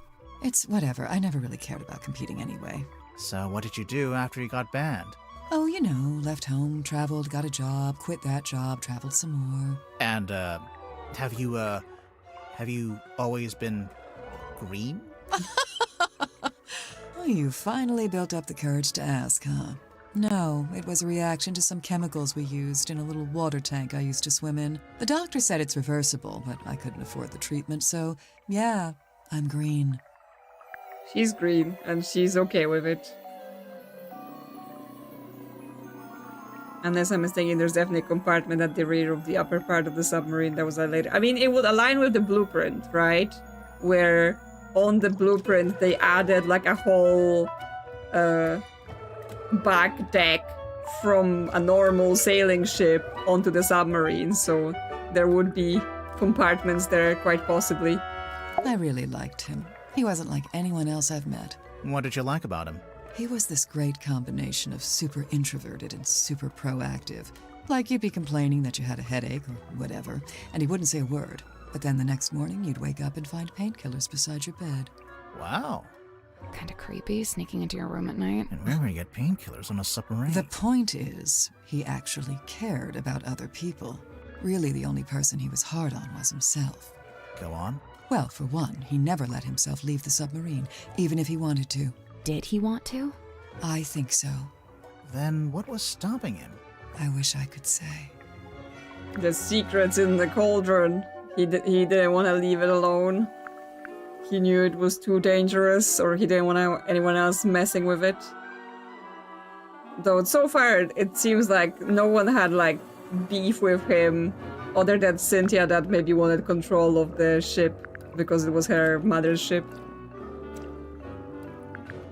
I know he used to run a shop selling compasses or whatever, but from what I gather, he knew it wasn't really his life's calling. Although he seems to have fallen back into it, so I don't know what's going on there. Creature of habit, I guess. If Grip didn't actually want to work in a shop, What did he want to do? He wanted to be the navigator for the submarine. He'd probably be pretty good at that. Problem was, Magnus didn't need a navigator. Didn't want one. What? It's just, now that Mortuga's dead and there's a new captain. You're thinking Grip might finally get to be navigator? Under Cynthia? Maybe. I don't know. I don't think Grip wants to be Cynthia's navigator. I think he wanted to be Mortuga's navigator. But Mortuga didn't want any crew. Like, he just wanted to be running the whole thing by himself. For possibly the same reason that he didn't want to leave the submarine. Or, like, never left the submarine, right? He had some deep, deep secrets. Little Cynthia. She's cute, huh? I don't know if that's an appropriate way to talk about your captain. You're so right. You think her being captain is kind of a joke? It's not a joke to her. She cares a lot about the submarine. I just don't think it's doing her any good to care that much. It's just a hunk of metal after all. And wood. Some of it is made out of wood, I noticed. Did Mortuga want Cynthia to succeed him as captain? Did he ever mention it? No, I'd say he probably felt the same way I do about it. Which is... That she's too young and too bright to be living down here in the dark. But it's her family, the submarine. I couldn't believe it when she showed up. I swear this submarine is like some kind of giant sink strainer. You know Mariana Moon from before? Yeah, we've crossed paths. We very briefly both worked for the same guy. What guy? Doing what? Performance art. Mariana's act was storytelling. What about? The show I saw was about the history of silkworm on sea, with a focus on all the rumors and urban myths. This was before I'd even been there myself. She even mentioned the rumor of the Mortuga submarine, how she'd been in Silkworm looking for it. What was the rumor? Just that there was supposed to be this haunted submarine with a captain who got cursed to live underwater forever. Sounds made up. I know, right? Or is it? But yes, so...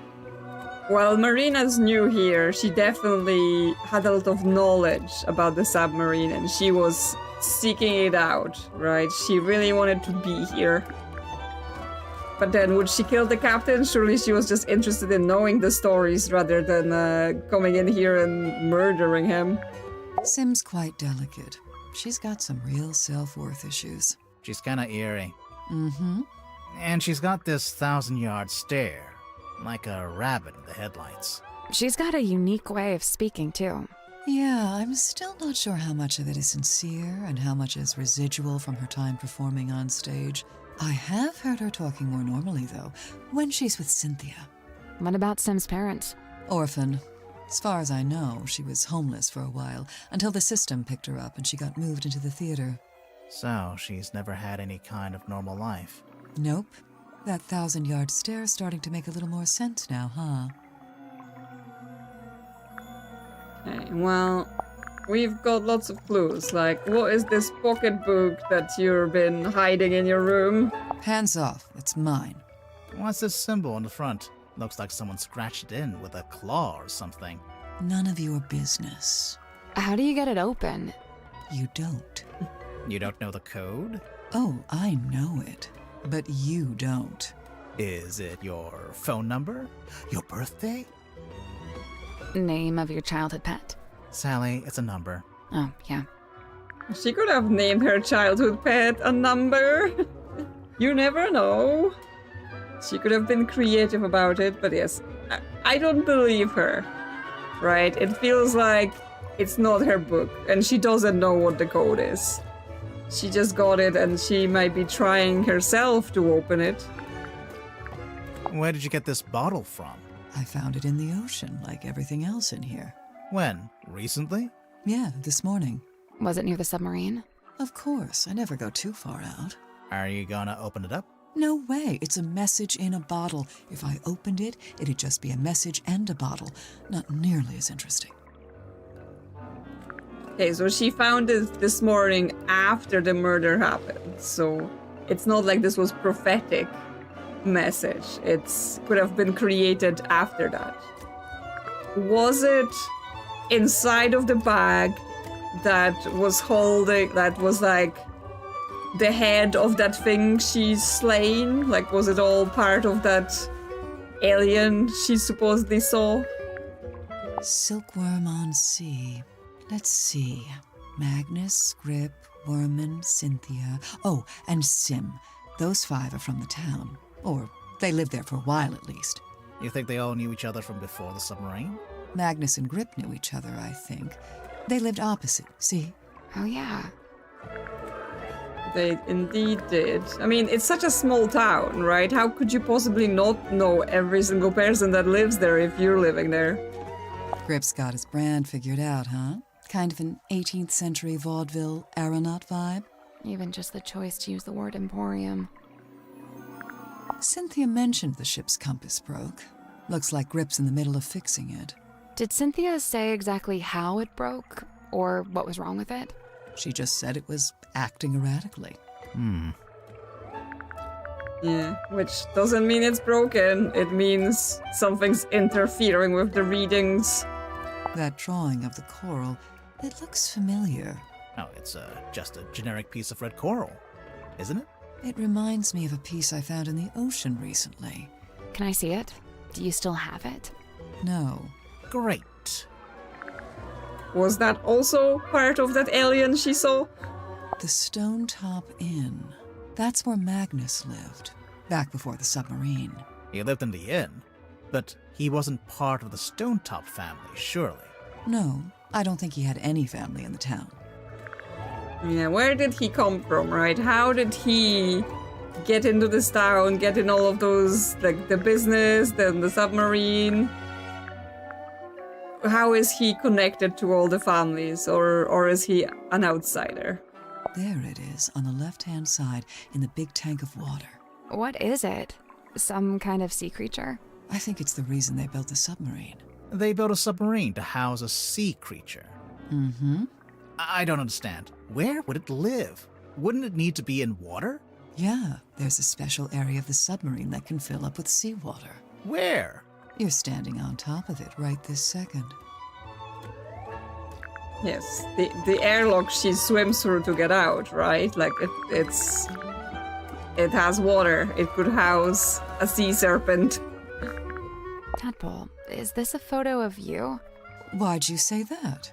It's an underwater photo, and it kind of looks like a woman's face. I just thought... All mysterious underwater women look alike, is that it? No, I'm kidding. For the record, I don't think it looks like you. Right, it doesn't. In fact, it doesn't look like anyone. It looks like hair. Not hair, the other hair. Yeah, see, this is what I'm talking about. Dirk looks way better like that. The beard, the long hair, the outfit. You like the rugged pirate look, huh? I can't help it if I have a type.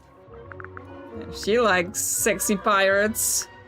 I'm surprised Sim let you see it. She's normally pretty guarded about it. Do you know why she wears it all the time? It's some kind of family heirloom, I think. Looks like Mortuga chose to use a typewriter for this. To make it more official, maybe? It's more that he didn't like writing by hand. He'd even sometimes ask me to write things for him. Like what? Oh, just little notes, you know. Like what? What little notes? I want details. What did he ask you to write? It's custom made. See the S emblem on the epaulets? And on the back? S for what? Seafoam, obviously. So why isn't Cynthia wearing it? I guess she'd rather keep it preserved. Hello, very much craft. Welcome, welcome. Magnus really wasn't one for record keeping. Well, he did make a few entries, though. Looks like it's just each time someone new arrives on the submarine. That makes sense. He was always people-focused. Human interactions, relationships. It's what he considered most important. What have you missed? We've met a couple new characters. So this is Madame Tadpole, diver, mermaid, swimmer. And we've also met someone called Mariana Moon, and that she basically just joined the submarine before Magnus died, so it's kind of sus that she was looking for it and wanted to basically find out the stories of it, and then she shows up and he dies, right?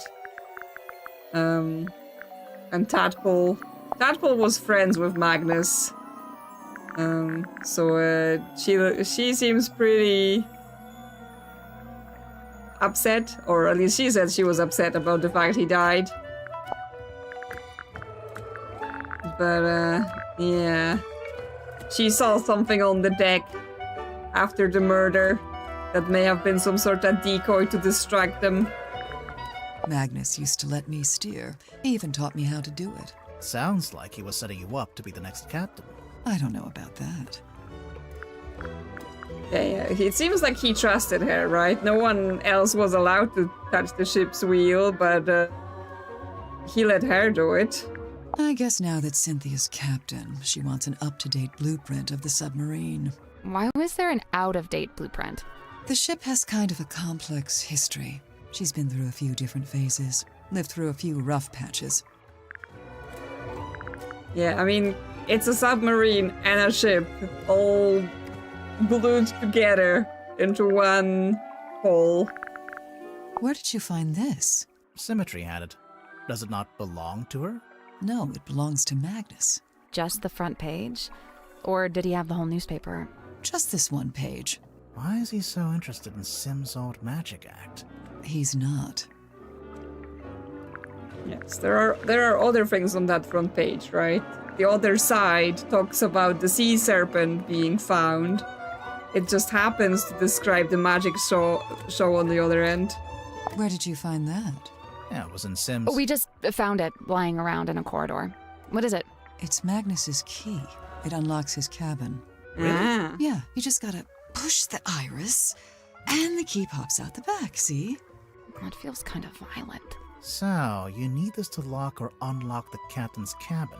Uh-huh. Magnus only locked that door on rare occasions, but whenever he did, he used this key.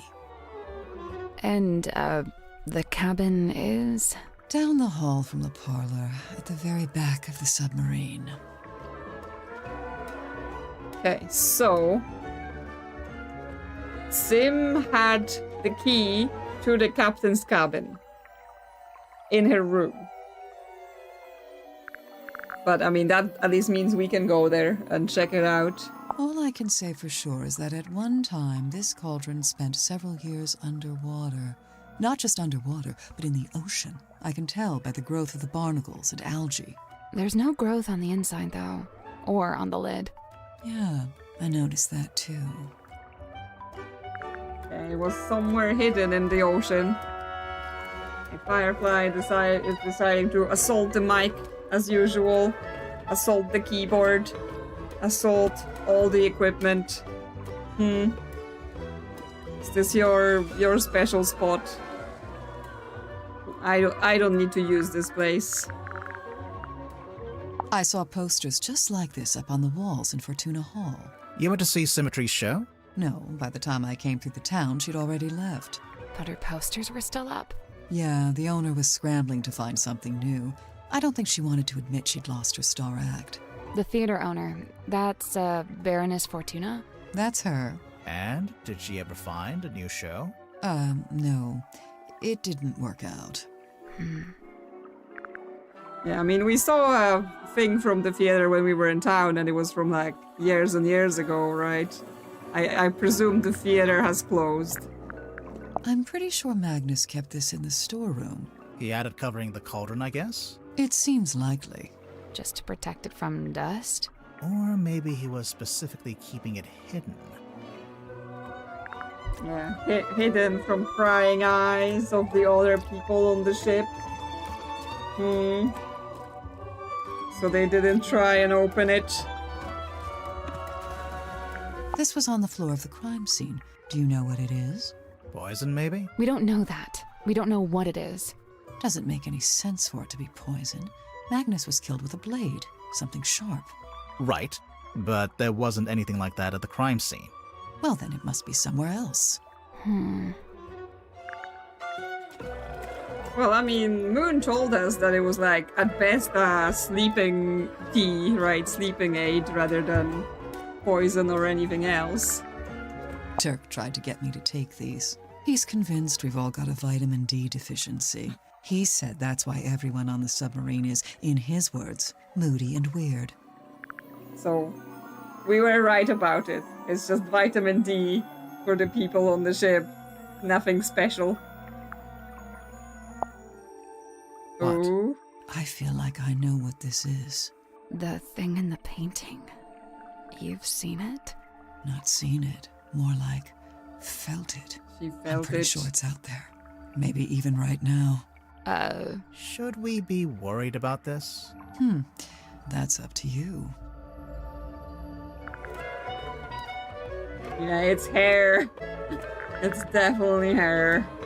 Magnus wouldn't bring this inside the submarine, but he didn't seem to want to get rid of it either. So it must have some kind of purpose. We already know what it does. We saw it on the way in. It shines a big green light so you know where to go to find the submarine. Yeah, but why? And where did he get it, right? Like, clearly it's some sort of unusual object. How did he find it? Cynthia had to ask my help in writing this up. She wanted to put Magnus's age, but she didn't know it. How come you did? He and I were friends. I was really trying to get to know him. Sounds like that might have been kind of an uphill struggle. Yeah, he didn't really like to talk about himself. Does it attract her? I mean, maybe it helps her find the submarine as well, right? Because obviously it helps other people find the submarine, but it maybe helps her find the submarine too, so she can follow it.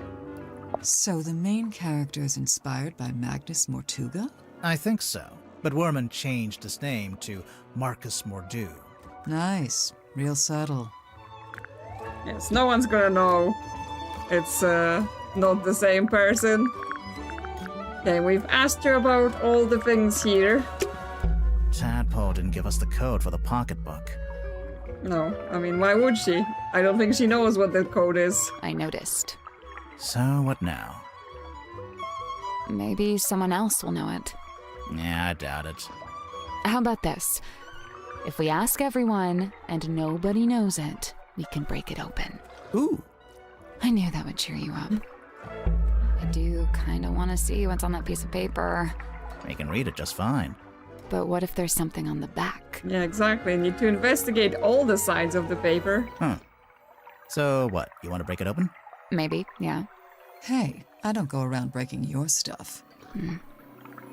Well, we could break it while she's not looking.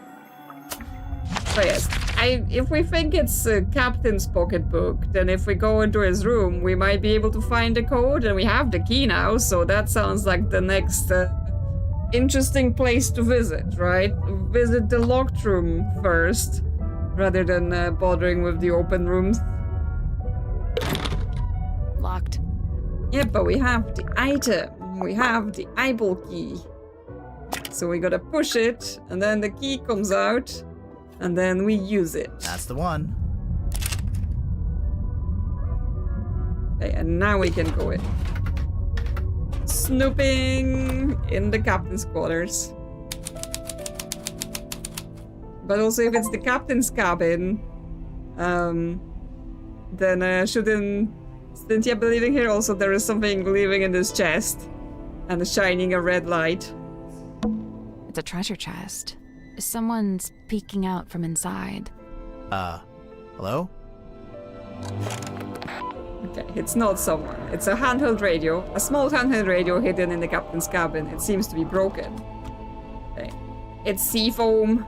On the back, it says seafoam. Maybe Grip can fix this for us, and then it will work. Okay, well, we took the flashing thing, but there are still eyes in there. It's a treasure chest. Someone's peeking out from inside. Hello?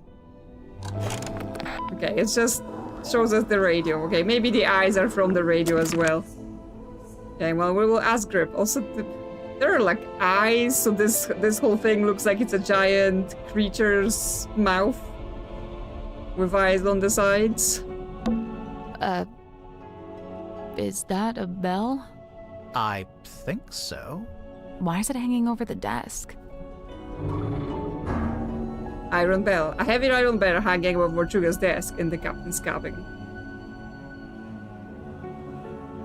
The radio looks like Cynthia's mother. I mean, yes, it looks kind of like a person and like a radio, and it has the seafoam symbol on the back like the jacket.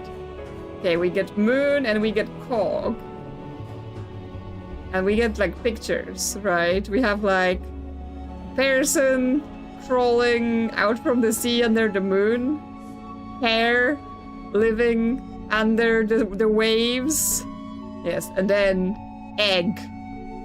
The creature laid an egg on the coast, and then something came out. Oh, okay, so it's not climbing out of the sea. Something came out of the egg, and then crawled out, and then went into the ocean. So the creature lays their eggs on land. But yes, this is the same shape as the shape that was opening the cauldron. Something red on the plastic. Yeah, there's like a little, like a loop, but we can't do anything. So it's not interactive right now. Oh, there is like a cog shape here. So does this bell open the cauldron? Like the whole thing has to be put on top? We found the key. Well, that's interesting for sure. A candle on a skull on a book. So was Mortuga a pirate or what? I don't think he actually did any pirating. I'd say he was pirate adjacent. Yeah, he had the pirate look, but he wasn't actually doing piracy. And it's a ship in a bottle. Really? What ship is it? A wooden model ship in a glass bottle. It was on Mortuga's desk in the captain's cabin. Okay. Well, it's not the submarine, but it's... Okay, some ship with, like, eyes and a mouth on the back. Pirate chic. Yes, he's just using the pirate look for himself. And then they have, like, a figurehead. Is that the same figurehead? Like, is this the ship that they used for attaching it to the submarine? Okay, there's something in there? Ah, look, there's something on the back. Like some sort of pipette with purple liquid, so he may have been using that in conjunction with that purple moon bottle. Okay, we may have to break this at some point.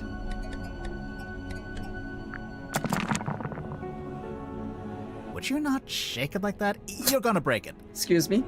I think it already is broken. Listen. Yeah, something inside. Something got loose on the inside. But right now, we can't get it. We're just gonna be going around this ship breaking everything in like a few minutes. He creates ships in bottle? Maybe. Or he just got it somewhere. Mortuga's desk. Anything in the drawers? Just dust. Okay, dust in drawers. That's one impressive chair. Fit for a captain. I mean, it's not as fancy as the chair in the control room. It's a painting.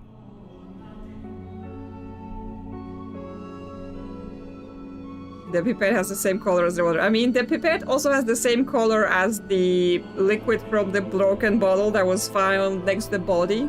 It's beautiful. Probably haunted, but beautiful. Okay. A framed painting of a woman found in the captain's cabin. There is a metal plaque on the base of the frame with the word hair engraved on it. Okay, another hair. Did someone get turned into a sea creature? Because it's the same symbol on the back. The stone top and the initials. She looks familiar. I mean, she looks like the actress was styled in the movie, and we know that the book is supposed to be based on Mortuga's life, and therefore they would be styled after whoever this is, right? Like if it was a romantic story, obviously there was a woman in his life at some point. And it's interesting because there's a necklace here Yeah, someone said they got the necklace wrong, right? And there's a different necklace here. The sword is correct. So this is the romantic interest from the book / movie. And therefore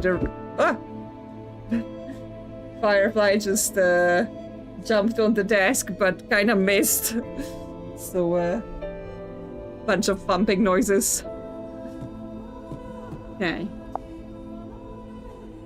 And Mother finally let me have the map. Most of it anyway. The important bits are still there. Problem, I spent all last night trying to decipher the actual coordinates. I couldn't do it. Magnus couldn't do it either.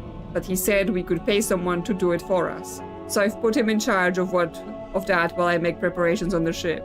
I wanted to turn around and go back to Silkworm empty-handed? Never. So all the way there, he was sulky and moody, even more so than usual. I mean, he can be such a baby sometimes. I didn't let it bother me because, as I had known it would, the moment we saw the green light, his curiosity got the better. Hold it up. Took forever, it's super heavy, and I really don't want any of it to get damaged. Once it's on the deck, Magnus put its arms around it to turn the things. He can just about reach, but I told him not to do it like that. Might not be safe since we don't know exactly what will happen. So I said we could do it together, one each. That worked just fine, but okay, it's just like fragments of what Magnus did with someone else, right? They went on some sort of adventure, not on the submarine. Like, it feels like this was another ship, and that's where they found that weird green boy.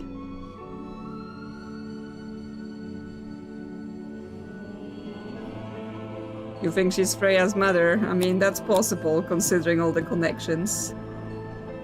Hey. So, it's hair, and then what? She got turned into the sea monster hair? Curious. So, who is it? Grimoire. Let's make sure to ask everyone about this. Everyone. Yeah, I'm curious to see what kind of responses we get. Yes. Well, definitely something to ask people. What's that saying? If walls had eyes? Something like that. I think it was ears, but those ones have eyes for sure. It's Mortuga's bookshelf. Have a question. Could the egg the sea monster hatched from be the giant eggshell in Tangle Tower? I don't remember giant eggshell. I remember there was the woman that had all the birds. So there were birds and therefore there could be eggs, but I don't specifically remember the giant egg. But again, it does seem like there is a connection between the two stories. A lot of these aren't books.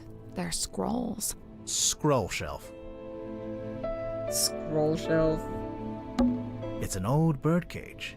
Minus the bird. Well, he didn't need a bird because he had a sea monster. Storage boxes. Why keep them in here, I wonder? Where else would they be? A storage room?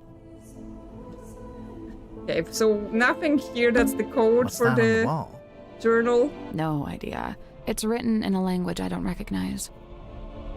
Okay, nothing to for us to decrypt then. Well, the bell is definitely interesting. The ship bottle's interesting, but we can't break it open right now. There's a globe. With all 7 seas.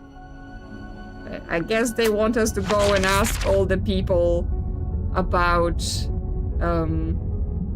the picture. Right, what do they know about it?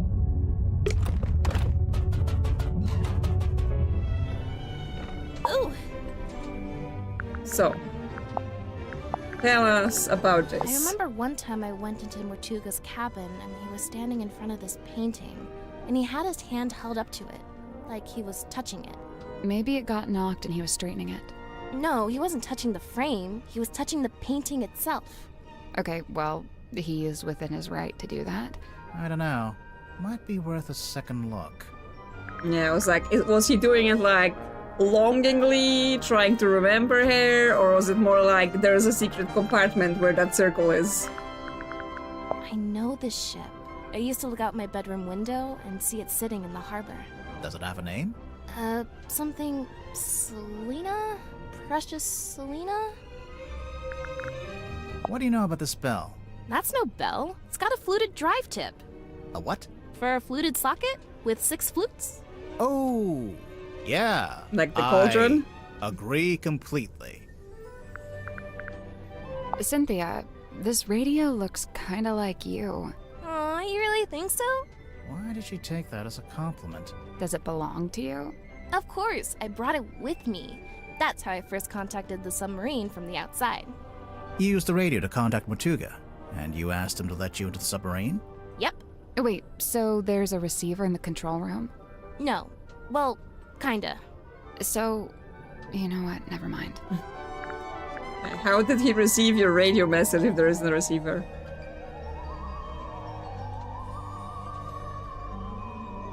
Ah, okay, like a really giant eggshell we're talking about here, okay. Yeah, that would be quite a sizable egg. And quite a sizable thing. That's one creepy book. Wait, are those initials? M? You're looking at it upside down. Am I? Yes. Are we looking at it upside down? Hey, there's a document in there. It's a piece of paper. I don't know if I'd call it a document. It's been typed. Apart from the title, which is drawn by hand. Oh yeah, it almost looks like a logo for something. Yeah, but can we break it and open it? Let's go look at that painting again. Yeah, let's go. Let's go touch it and see if there is a secret code in it. Maybe we should take another look at this. Because yeah, I guess we don't actually take the items with us, right? We just see that they're there and then we talk about them to people. Search the painting for anything that seems strange. I mean, that circle thing here, that looks strange. The sun? Yes, now it's correct.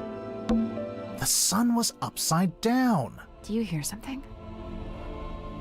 Did it open? Ah, a secret ladder. There we go. First secret compartment. That's it? What? It's just going to hang in the middle of the room? You can reach it, can't you? Yeah, but... Then I don't see the problem. Yeah, let's go. Secret room.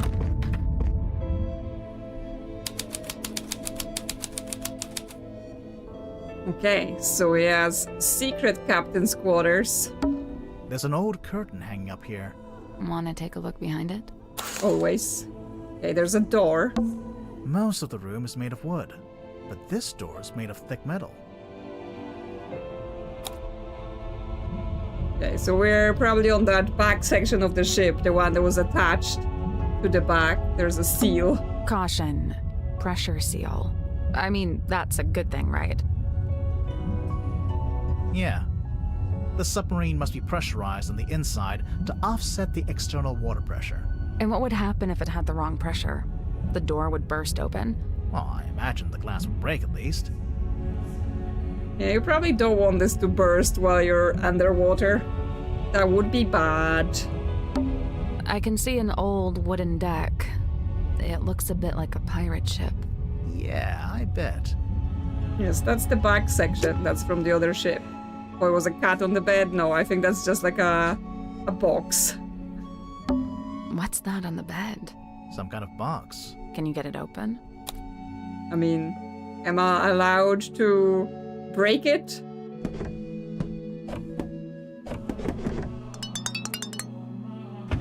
Okay, we can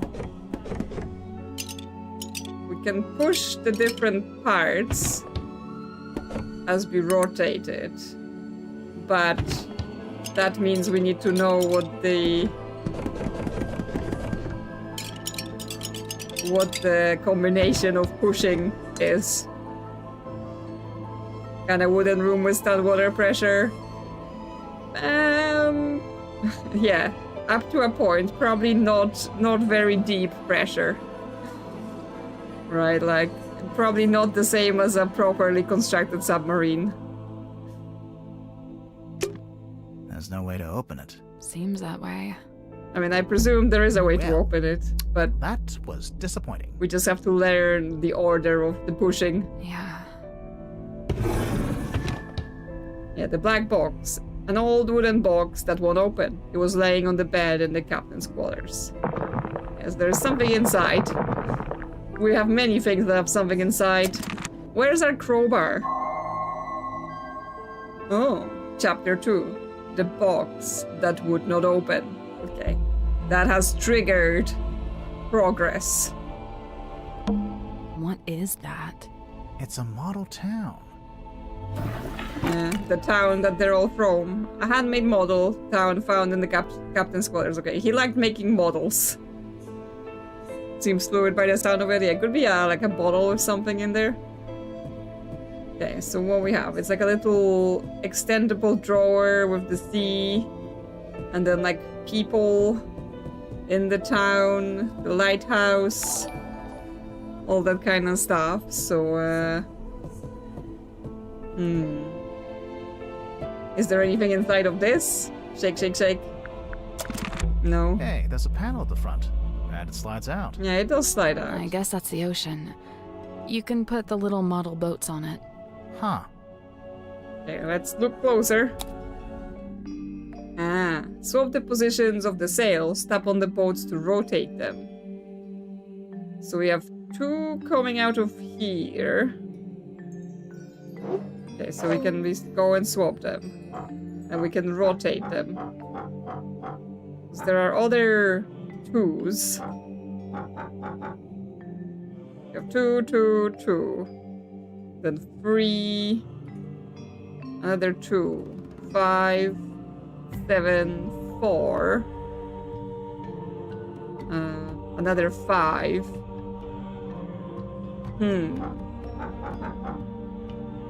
Yeah, so they can point all around themselves. What does it mean? So in theory, like there is an X marks the spot, and the boats can point at each other. Is this something to We'll come do back later. with that map we found? Here? I mean, it has an X, but I'm not sure it's giving us many clues about the numbers. Right, it has letters. J, M, D, P, X. So, LT. I'm not sure that's particularly helpful for this puzzle. Is there anything else here? This was Mortuga's bedroom. Technically, if it's the captain's quarters, whoever is currently captain would get this room. Yeah, exactly. A wine bottle. The wine is long gone. So this was Mortuga. Technically, That's just the bedroom. I can't get the drawers open. Locked? No, I don't think so. I think the wood just rotted. Okay, so just stuck. An empty box. It's a barrel. A barrel of fun? No. A barrel of laughs? No. It's a barrel of seriousness. Barrel of seriousness. I mean, they even just have like a normal, wooden window. Like, how is that surviving the pressure? A little window. Hey, there's a panel at the front. And it's I like, guess that's the huh. Okay, so we can look at the model town. But I'm not sure that's got any clues for us. And then separately we Hey, can there's look a at I guess the that's the Huh. at the boats. Okay. So yes, if there's a 2 coming in here. Like, it doesn't feel like we're doing just maths here, right? Because how would that work? We can have a 2. And what? We can point it at another 2. But then maybe if, like, different boats are pointing... Like, maybe it is maths, right? Like, we could have 2 boats pointing at another boat. Right? Like, we could have, I don't know, this and this pointing at this boat. And that it would be a sum. So, like, it's a 5. And then we would have put 2 in here. And that makes a 7. Because yeah, they can't all point at each other, right? There's only like limited ways they point at each other because diagonals, I mean, some of the diagonals work, but some of them don't, right? Like this boat down here is not pointing at anything. So it can point at this boat up there, or it can point at this boat up here. They have to form some sort of continuous pattern. Because this can point up there, then this boat can point at this boat. Yeah, then this point to this boat, but then this boat can point up here to this boat. And then this boat can point here, but then this one is not pointing at anyone. Okay, so those two boats are left out. So what are they able to point at? Right. Okay, this one can point at this one. And then this one can point at this one. And that gets us to the start. Can this one point at anything else? It doesn't seem like it yet. But I think we need to form a path. Right? And we need to figure out how they form a full path. That, oh, it points at the X. That's what it is. Okay. So this one is the boat that will be pointing at the X. Yeah, it's some sort of a route that we're setting. So it has to go through all of those points. So it would go here, then here. Then, no. Here, here. Oh yeah, maybe this. Okay, so it goes from the entrance up here, then down to here, to here, to here. Across here, here, here, to the X. Okay, so we formed a path to the X. Then the numbers. It says 2... Oh, is it like the distance? So it's 2 to here, and then it's 1, 2, 3 to here. Then it's 2 to here, 2 to here, then 1, 2, 3, 4, 5, 6, 7 to here. Then 1, 2, 3, 4, 5. Then 1, 2 to here, 1, 2, 3 to here. Do we have a spare 3?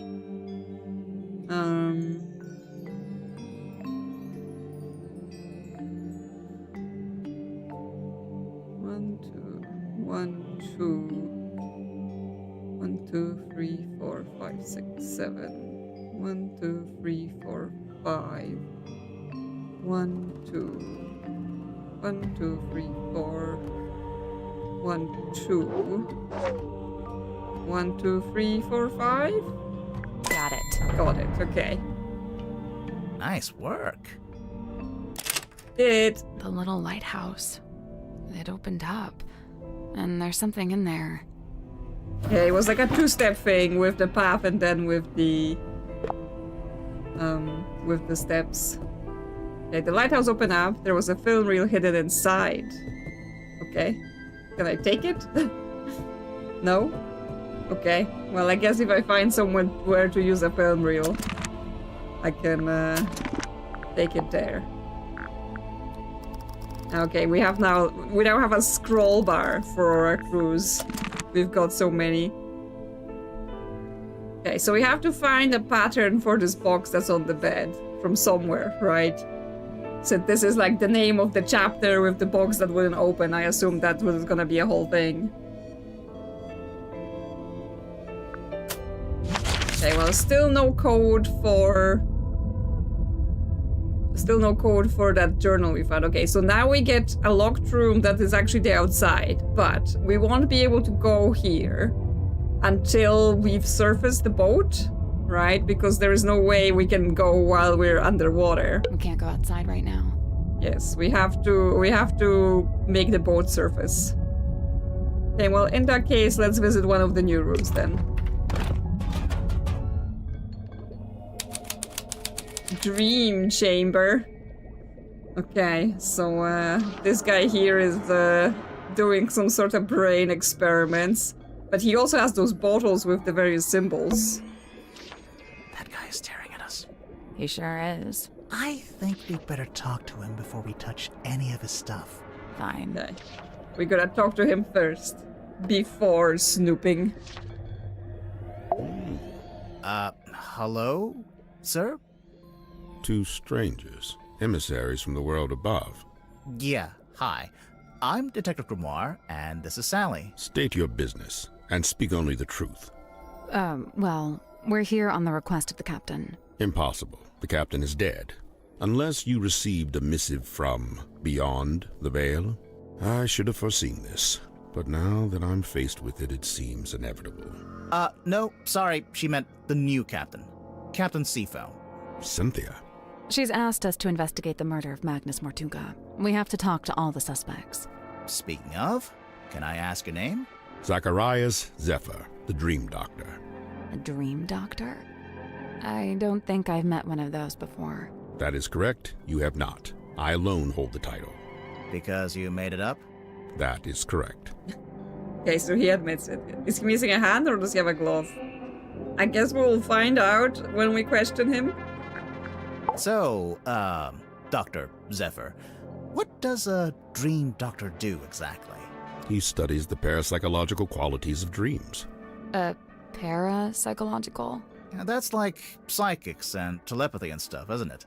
How does that relate to dreams? Dreams are transmissions comprised of spirit energy from another dimension. Oh, sure. I mean, that's common knowledge. What kind of other dimension? Spirit energy originates in the spirit realm, of course. Like the Of afterlife? course. That is but one of many names. So, have you made any kind of discoveries or breakthroughs? Nothing I can meaningfully explain to you in your current state. What about all this stuff in here? What does it all do? Specialist instruments, most of them too complex or too subtle for you to comprehend. I don't know. It mostly looks like a bunch of old junk. It is an unrivaled collection of rare artifacts. All right. What's the rarest thing you've got? My rarest items are not for the viewing public. Okay, now I have to see what they are. The pull of the unknown. I realized I should have lied and showed you something of middling rarity to throw you off the scent. Lesson learned, huh? I don't think he's a real doctor. He sounds like he's a made-up doctor. How come there's a room like this in the submarine anyway? When I arrived, it was but a simple infirmary. After I set up my equipment, we renamed it the Dream Chamber. And how long have you been here? I was the first person to be invited on board. I joined Magnus here shortly before the submarine's maiden voyage. So, presumably, you know why Mortuga became a submarine captain? Why? Yeah, like, where was he going? What was he doing? He simply told me he'd acquired a submarine and would be living in it for an undisclosed amount of time. That's all he told you? Yet surely there was more to it. I don't doubt it. He was a man of secrets, every bit as much as I. So when you started off, it was just the two of you. But now it's, what, 8 people? We were 9 souls, now 8. I'm not counting either of you. Yeah, I figured. Why did Mortuga want so many people on the submarine? Only a few of them were invited on board by Magnus like I was. The others crossed paths with him merely by the winds of fortune. Okay, so why did he want this guy to live on the submarine, right? Like, did he think what he was doing was genuine and was going to help him with whatever mission he had? The last dream before waking. A single phase. Non-lucid. Focus is soft but heavy. All is dark. The endless void. A low voice speaking a forbidden language. Emerging from the beshroudal of the night black sea. A face. Larger than I had known a face could be. I wake. The room is bathed in green He saw light. her. A green light? Like from the wooden boy? Not dissimilar, but 1,000 times more potent.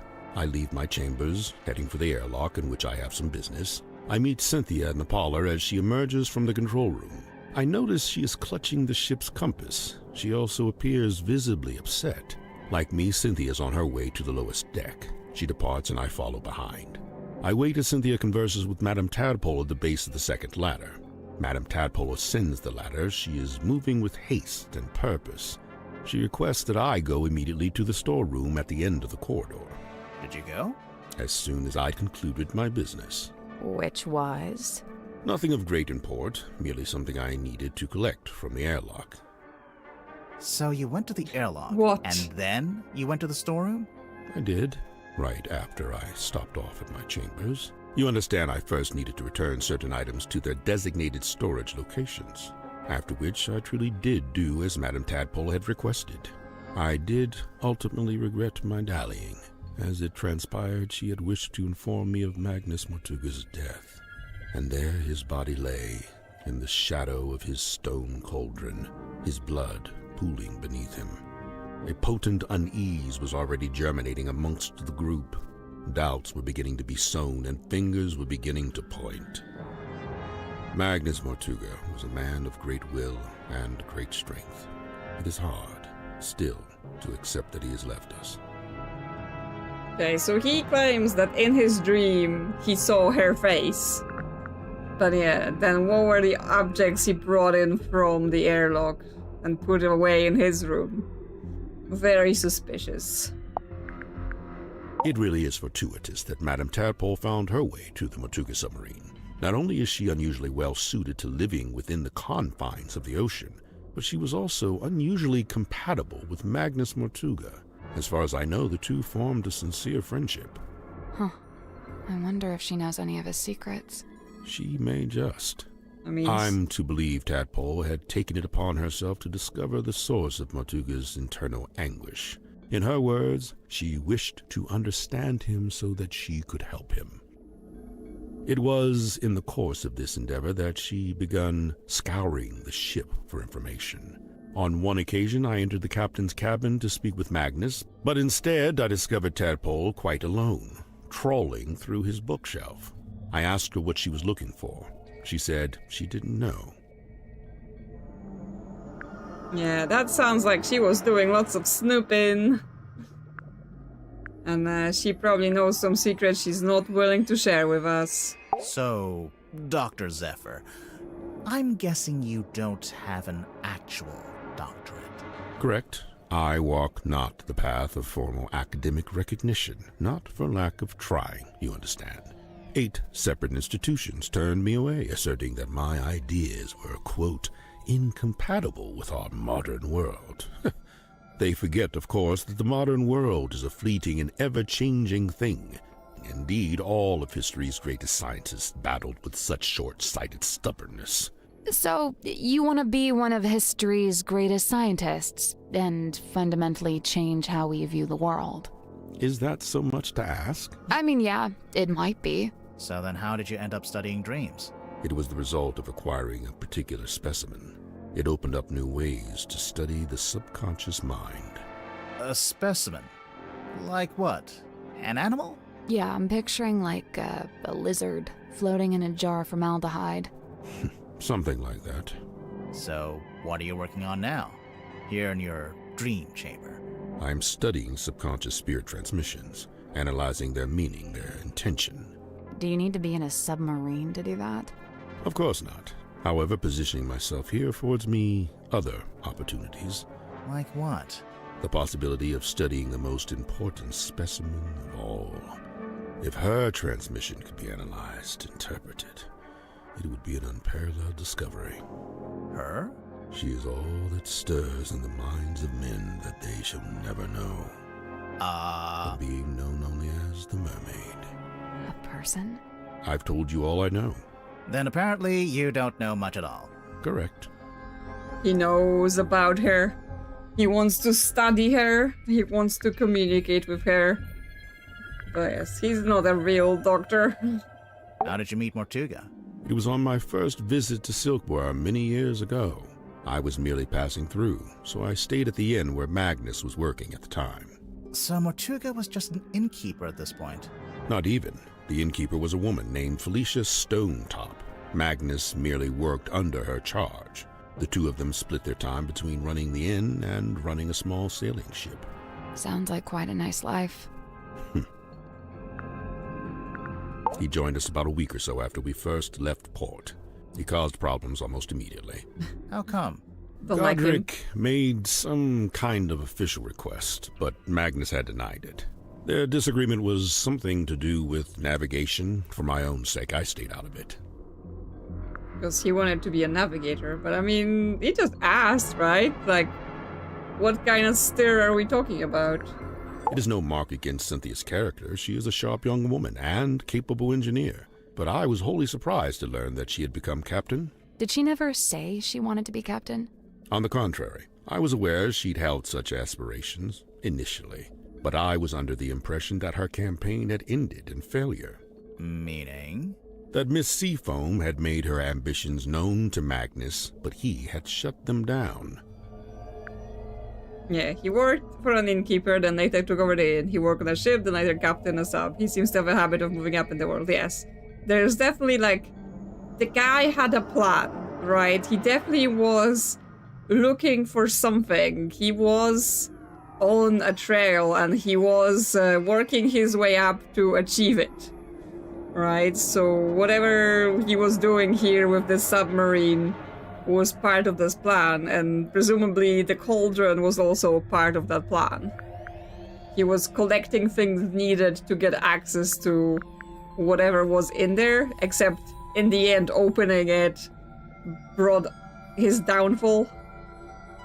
It is hypothesized that Miss Moon was embroiled in some form of deal with Magnus Mortuga.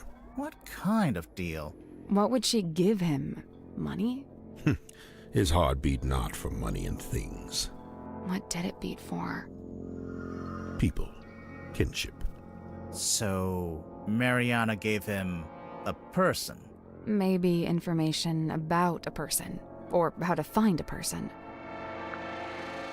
Maybe information about her, because again, she was looking for stories, urban legends, stuff like that, right? It does seem like he was assembling a team that would help him find her, right? Like, he's got Madame Tadpole, who's a swimmer and a diver, so she can go out into the ocean and look for things for him.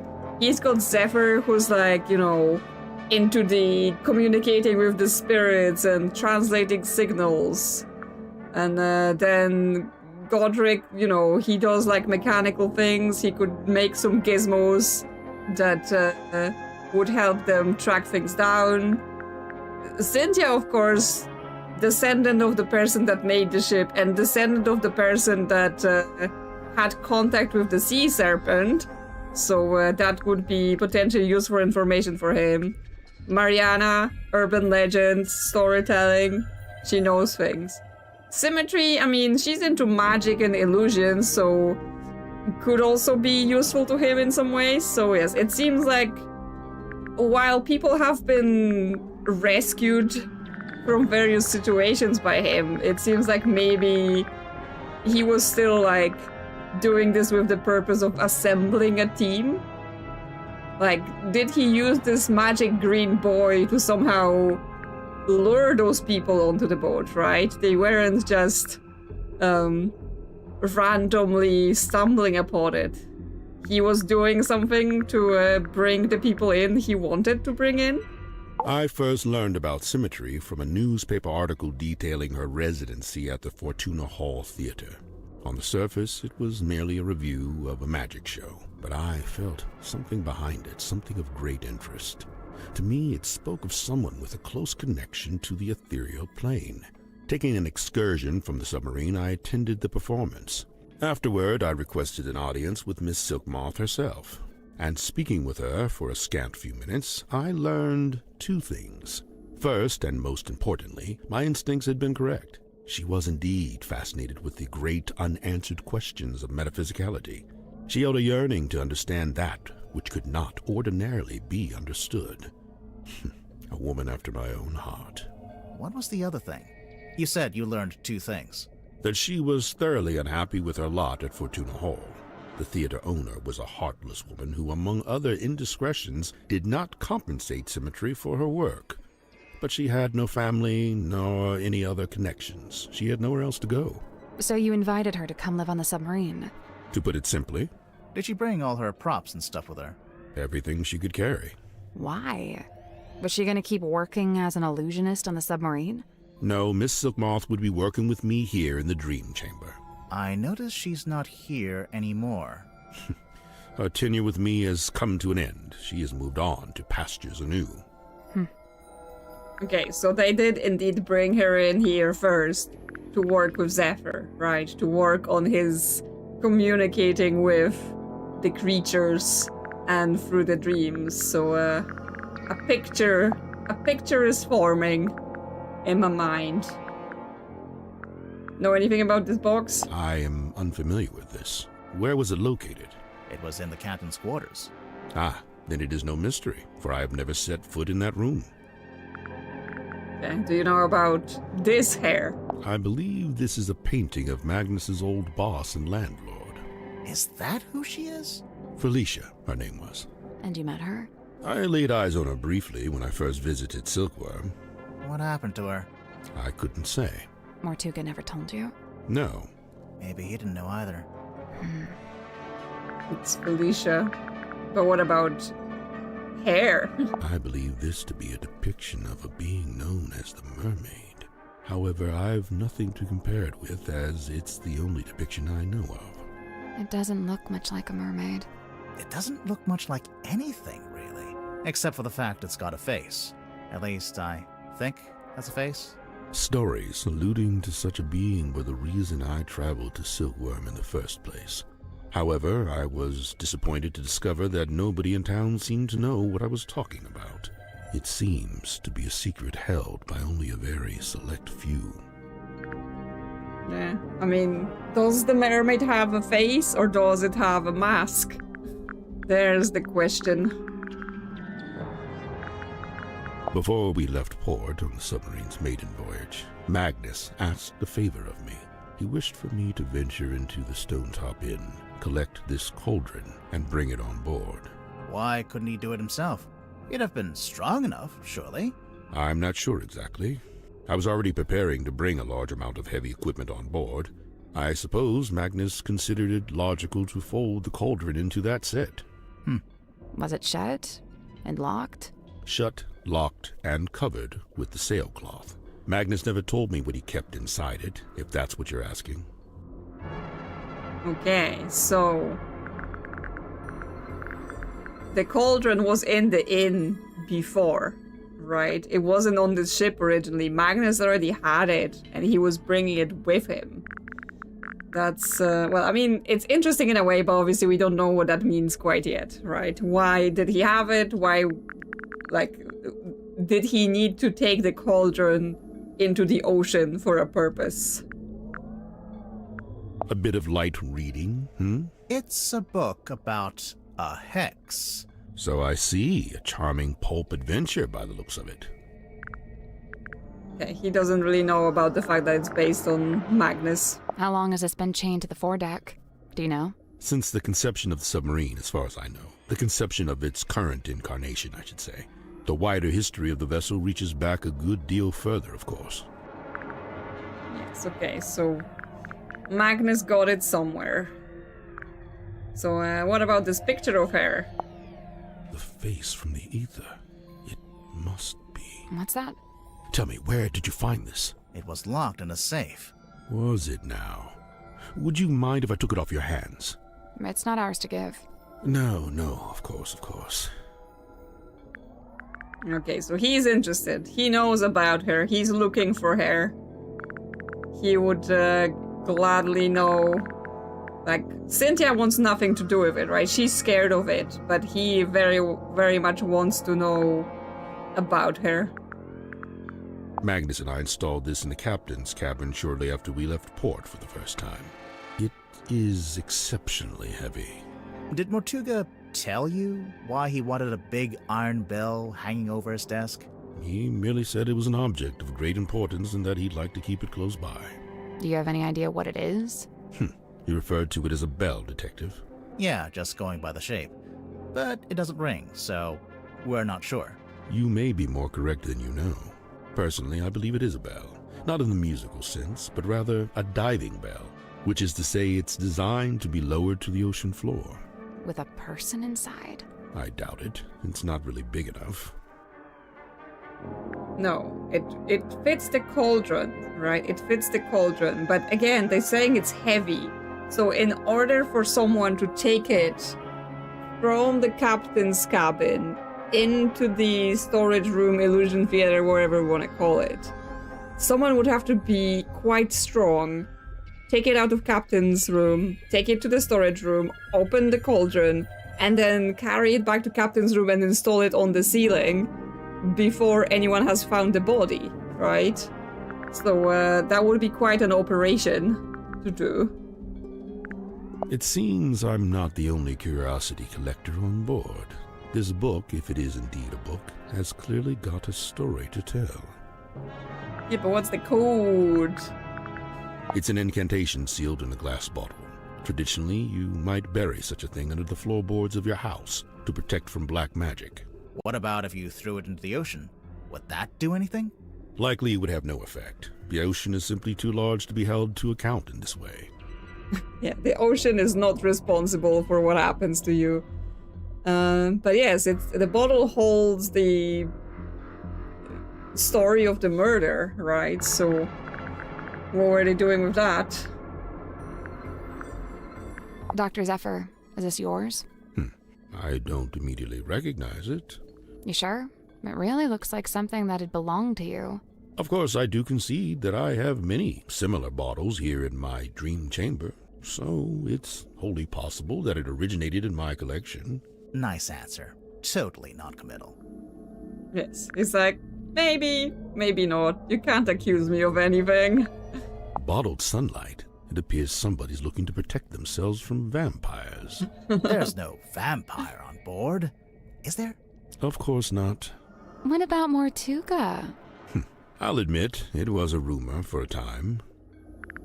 Okay, yeah, it's vampire protection tablets. It seems our collective fate hangs on the outcome of your investigation. I guess. This is a good thing. It is high time for a shifting of the tides. What do you mean? There are too many souls aboard this ship, many of them seeking things they shall not find. It's the cloth that Magnus used to cover the cauldron. Why would he need to keep it covered? Either to keep it away from prying eyes, or perhaps he concealed it for his own benefit. Yeah, he didn't want to be tempted by it, but then someone removed the cloth and he was like, I must open it, it's calling to me. As good as they were, it was not Miss Silkmoth's politricks that interested me. Rather, I was interested in the base mindset they were a symptom of. In particular, her ruminations upon the great unknowns of life and death. There are clues to it, right here. Look at the choice of words. Unfathomable, inconceivable. And on the reverse, you need only look at the chosen subject matter for her newest work. It's a Grim Reaper. Yeah, she's looking into the afterlife, the world beyond. I mean, we know about the eyeball key, right? I assume he's not gonna have extra information, but let's check. That belonged to Magnus Mortuga, but I suppose it should pass along to Cynthia. Cynthia doesn't get all of Mortuga's stuff just because she took over as captain, surely? Of course not. However, I imagine at some point Cynthia may wish to unlock the captain's cabin. Yes, okay, so they just all can tell us that it's for captain's cabin. This is where I first learned about Miss Silkmoth and her residence at the Fortuna Hall Theater. This was after you'd started living in the Submarine. Correct. So Mortuga had the newspaper on board with him? Only this solitary page. Yes, because he was interested in the other side with the monster. You know, Magnus never liked the name Mortuga Submarine. Surely he was the one who chose that name. I believe it was something that just happened. He didn't have a willing hand in it. All told, Magnus was rather dismissive of the notion that the submarine should bear his moniker. But it was his submarine. He was dismissive of that notion, too. Okay, so he didn't actually believe he owned the submarine? Like, that's all true? He did really think it was the Seafoam submarine, and he was like, oh yeah, I just have to borrow it?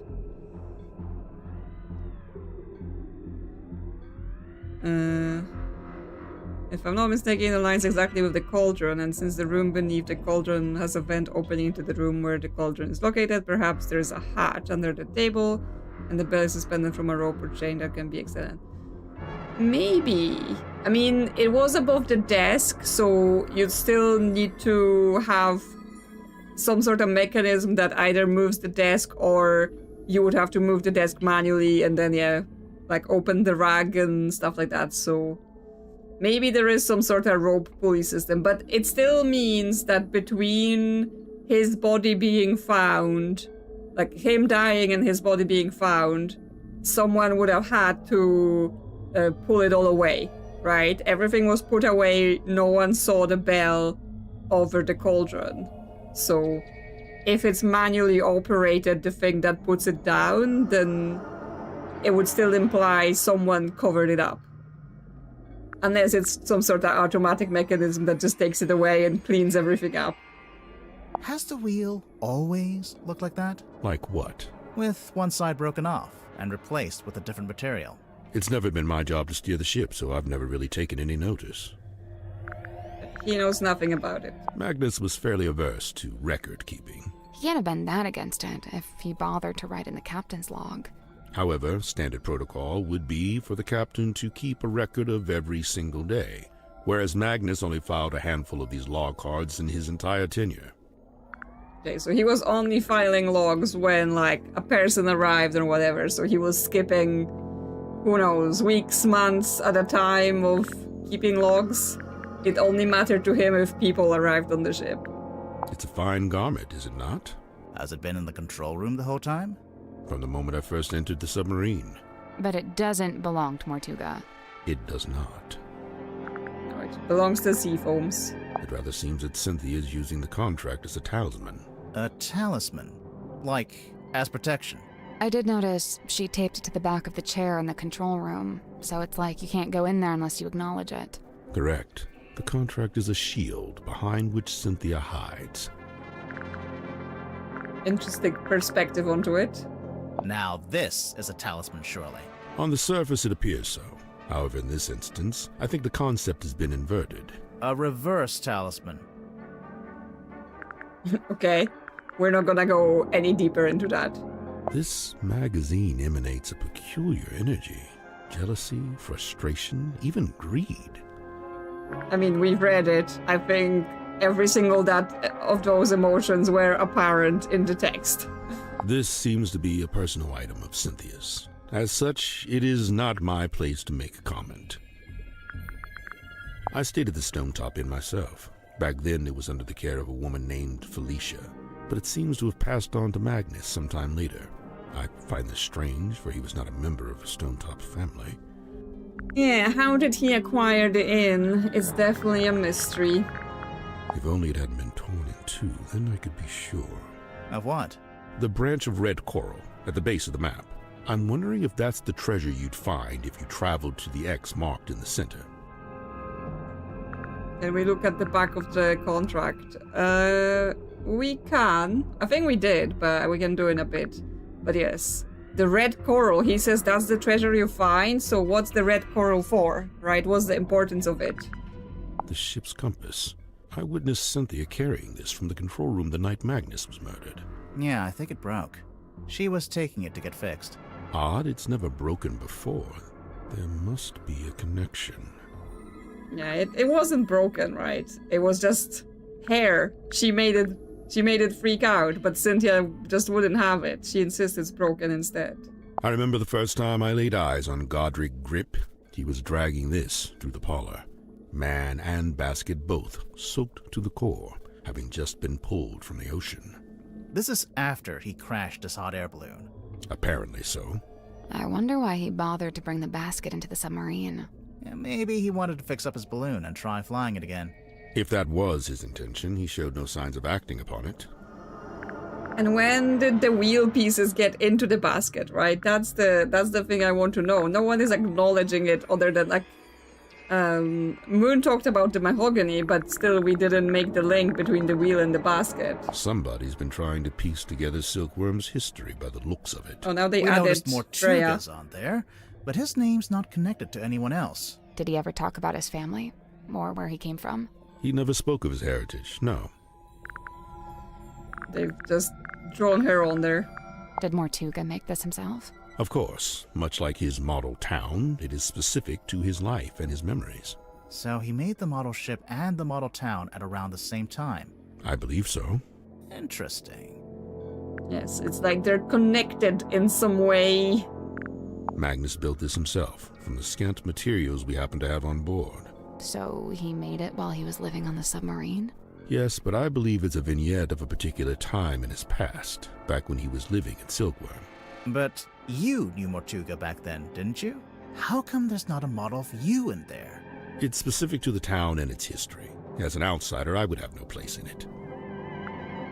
Okay, that's all the items, but I also... So I knew we found... Oh, that's interesting. So I knew we found a film in this, right? It says Model Town, Lighthouse Open Down, there was a film reel hidden inside. But actually, when we were asking him about it, and in the... like the miniature here, there is a lens in the lighthouse. Like, why can we not see that over here? If I talk to him again about it... Magnus built this himself, from the scant materials we happen to have on board. So he made it while he was living on Yes, but I believe it's a vignette of a particular time if in we his look past, here... back when he was living in Silkworm. I forgot to ask... Okay, I'll ask about the radio. If we look on this version of it, there's a little lens sticking out of the lighthouse, but we don't see it when we inspect it ourselves. But why is you it different? knew Mortuga back then. Suspicious. Maybe it's a projector. I mean, that would be one of the reasons, but like, how do we activate it? Fascinating. Some unseen entity is attempting to speak with us through the radio. I think it's just broken. Of course it's broken. That's precisely what opens it up to ethereal transmission. Okay. He just thinks it's magic. Now can we check out his things? A set of small glass bottles. Poison? Might just be perfume. I'll meet you in the middle at poisoned perfume. Yes, poison perfume. Okay. Drag the bottle caps and swap them onto the correct droppers. Okay, well, again, we get bottles with droppers. Maybe they forget to change the art. Really? I mean, that would be quite the omission in a game that's about finding, like, secrets and puzzles. So, I'm suspicious. Okay, so the moon, a crimson hue upon the label. Okay, so there's a couple, like, labels that have a red background and one that has red text. The arrow aerated with effervescence. Bubbles? Arrow goes on bubbles, so we have 3 bubbles. Bird exhales a curious vapor. Okay, when we like open them, do they exhale vapor? Okay, they have a different drip rate. Oh, there is vapor in this yellow one. This one's sticky. Ow, but we can remove just the head. Okay, so this one has vapor. Oh, but this one has vapor too. Okay, this is just very drippy. Yeah, viscosity is dripping. I haven't got it to viscosity yet. Drips fall with a hurried cadence. Okay, so sand will be something that's very liquidy. Hand, a glutinous viscosity. Okay, so the hand goes on this one because it's so sticky we can't even get the dropper out. So hand is good. I, a conspicuous X upon the label. Okay, well, we have few X's. Conspicuous.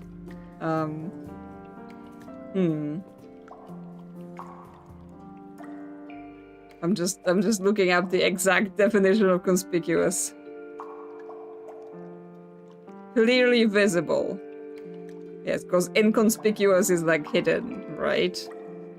So clearly visible X. Red X maybe. Okay.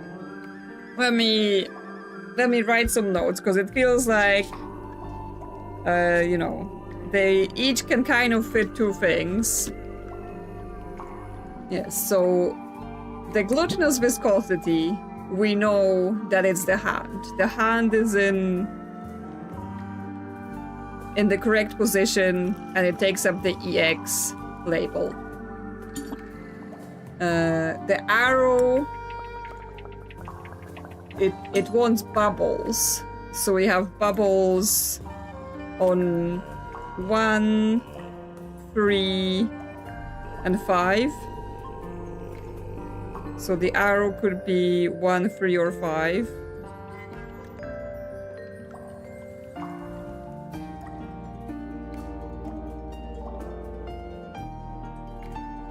Yeah, the dripping. This is a slow drip. This is a slow drip. This is a fastest drip.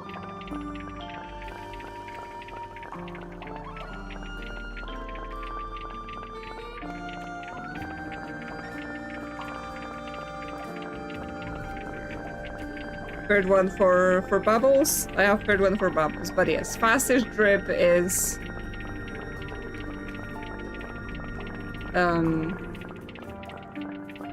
yeah, they feel about the same, right? That means the sun can be either third or sixth.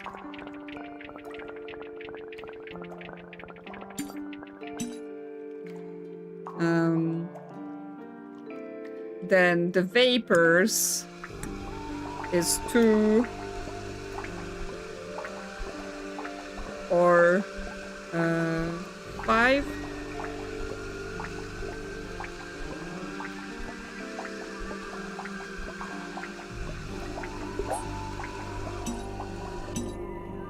Then the moon could be 3 or 5.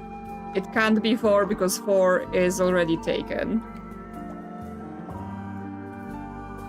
And then the eye is X, so the eye can be 2 or it can be 5. Can't be 4 because it's already taken. Okay, if that's the case, it seems like 1 only matches the arrow. Nothing else I have written down that would go on 1. So we should put the arrow there. Then we can remove the arrow from everything else, I think. Then 6, I only have a sun for that. So sun should go on 6, because otherwise it would have no label. In that case, the moon can still be 3 or 5.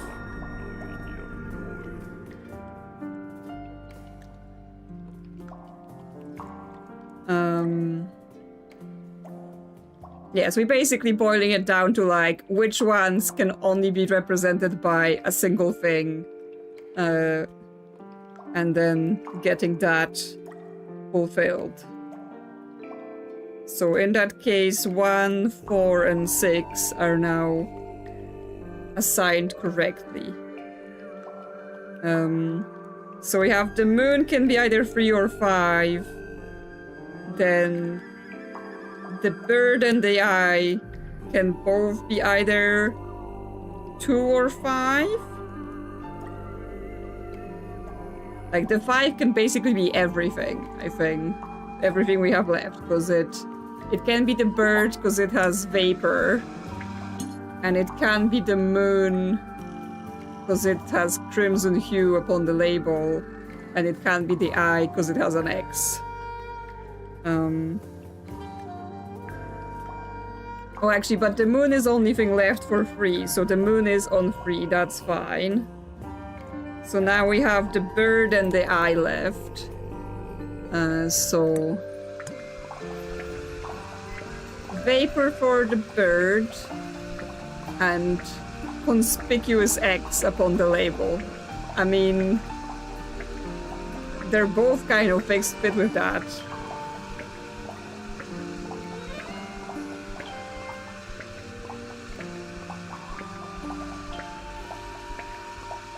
You think the second ball though is the one with the eye? Because it's like proper X. I mean, we can try that. There we go. Yeah, okay. Because yeah, it boiled down to like, it was either bird then eye or bird. Nice. Okay, so what's hiding in here? Is anything going to happen? Okay, that moved, and now it unlocked the book section. The glass moved. Let's take a closer look at that bookshelf. Let's. He's got something this here. one's not really a book. Looks more like a magazine. Caretakers Collective, Quarterly Journal, Listing and Inquiries. Okay. Small booklet found on the bookcase in the Dream Chamber. Lillian's Locket. Silver Snake's Skull. His Golden Palm. The Mermaid's Tongue. We've heard about the Mermaid's Tongue. Caretakers Collective, Quarterly Journal, yes. Lillian's Locket.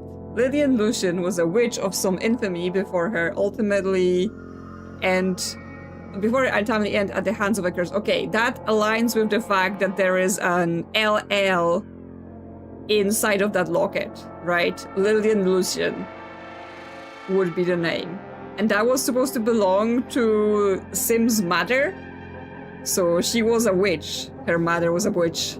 Some say the locket protects from curses, others suggest it absorbs them, imbibing their power. Okay. So, at some point this was for sale, but Sim has it. Is it? I mean, it says listing and inquires, so it feels like they were trying to sell it, and there's like, name your price as well. Silver Snake Skull. There's a disembodied skull of the mysterious silkworm serpent. Notably, it has no eye sockets. Use discretion as several high-quality fakes are in circulation. I mean, that implies that the silver snake is dead. His golden palm. Made from unknown material, 90% similar to gold. The hand is said to be able to touch ghosts. That's his hand, right? Like, I think, Joran, you were saying, is he missing a hand or wearing a glove? I think that's what he has as his hand. This golden palm thing that is supposed to be able to touch ghosts. The Mermaid's Tongue, said to facilitate communication with she who lies beyond the veil. Requires a special key to operate. Both the key and the Mermaid's Tongue itself are rumored to be lost at the sea. Different number of fingers? Maybe he's got a fake. Requires a special key to operate. Is the coral, the red coral from the map, the special key? Curious. Very curious. A Ghost Rises Before Me by Joseph Jenkins. The Magician of the Soul by Annabelle August. Is everyone here alliteration? Divine Exolinguistics by Mary Morala. I guess they are. It is Speaking If You Are Listening by Carl Cavendish. The Seven Secrets of Onirology?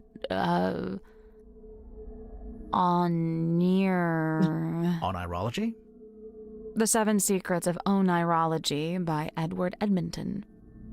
What is onirology? Prophecy from Parapsychology by Halcyon Hardwick. Okay, yes, they're all alliteration names. What's on those wall charts? Sacred Geometry.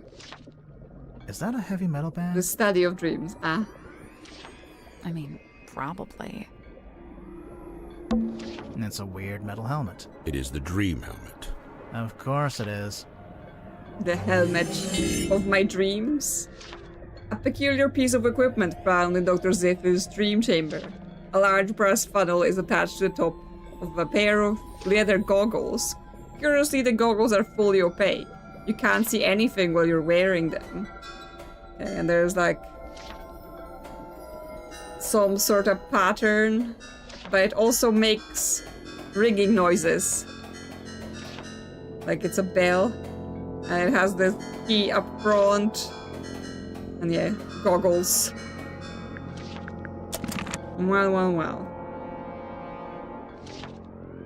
If this is his room, where does he sleep? I mean, I think he sleeps on this thing. I think this is his bed, and he puts this thing on him to, like, communicate with ghosts. Because that's what he's trying to do, right? It's a weird glass bottle. It is the hex bottle. Yeah, I knew that.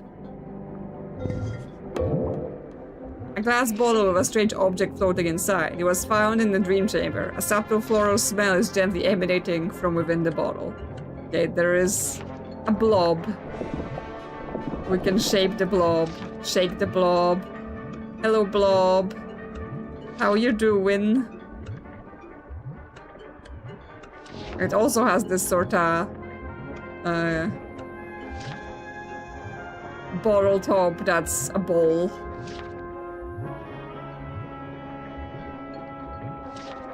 Did the key thing on that dream hat remind you of the antenna thing on the demon on the deck? Not really. I thought that was more shaped like the coral thing with like the different splitting ends. It's a little bedside cabinet. You know, the kind of place you'd keep a glass of water. And a magical glowing orb. Yes, he's got a magical glowing orb. It's a weird crystal orb. It is the fog ball. If you say so. The fog ball. A strange glass ball found in the dream chamber. Something is swirling around inside of it. Just noticed it, but what century is this guy from? I mean, look at the shoes. I mean, he's clearly going for a look. Okay, he's got another key here. Just kind of taped. Ooh, batteries. Can we take the batteries out from his orb? It's gonna stop being foggy. What are those keys? Like, they're not for opening things. They're for channeling energies.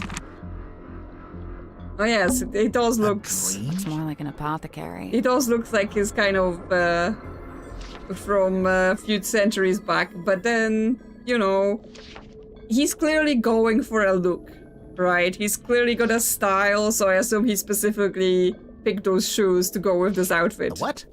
An old-timey potion shop. Thank you. I'll just take a look in this cabinet. Watch out for spiders. Yeah, I don't think there are any spiders. We're on a submarine, remember? I do seem to need constant reminding. Yeah, I mean, one reason to live on a submarine, no spiders. I wish for no spider existence. I can't see anything important on these shelves. Good, because I couldn't reach the stuff at the top if I wanted to. We short. What's on those wall charts? Sacred geometry. Is that a heavy metal band? I mean, probably. Okay. Let's ask you about the thing we found in your room. Then we need to ask Grip to fix the radio. What is this, anyway? It is what it says it is, a quarterly journal of listings and inquiries. I noticed the prices are listed as ounces, and that's gold, I'm pretty sure. These numbers are merely a way to ascribe a universal value. Most transactions take the form of a trade, exchanging items of equivalent worth. Oh wait, so are these things that people have and they want to sell? Or is it stuff people want to buy? Both. What about that last one? The mermaid's tongue. Likely the most contentious item ever to be listed in the journal. Desperately coveted by those who believe, and disdained by those who don't. Those who believe what? That such a thing could even exist. Okay, so this is not just things people are saying, this is people requesting those items, right? So, okay, so people were asking for the amulet that Sim has, and they're asking for the mermaid tongue.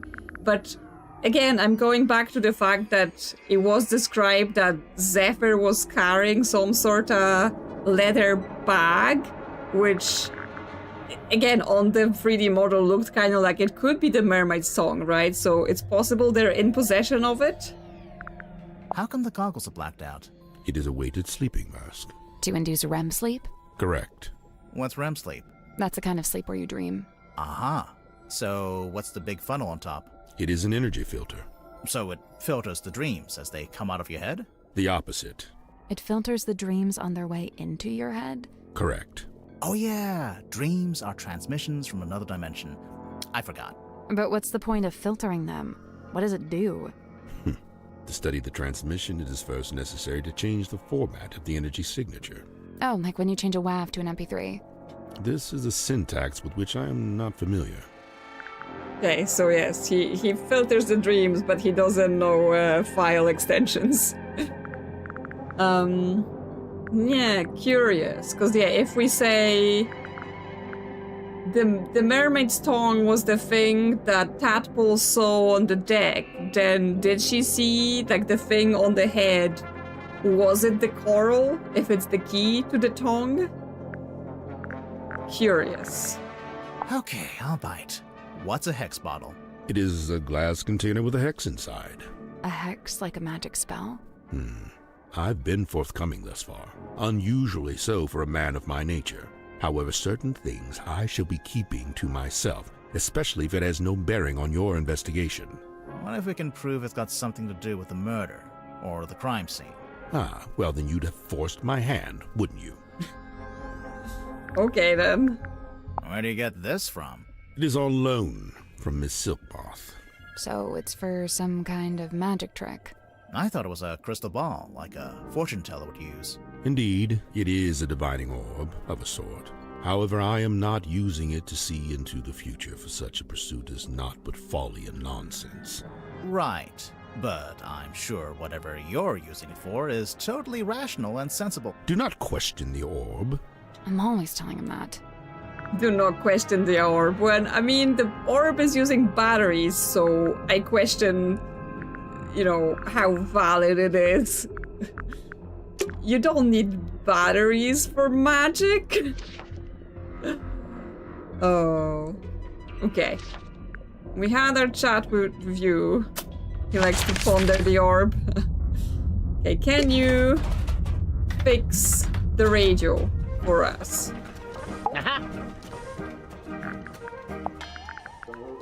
Look at it. Can you Could fix this be it? Cynthia's attempt to get our submarine up to code and finally install a radio?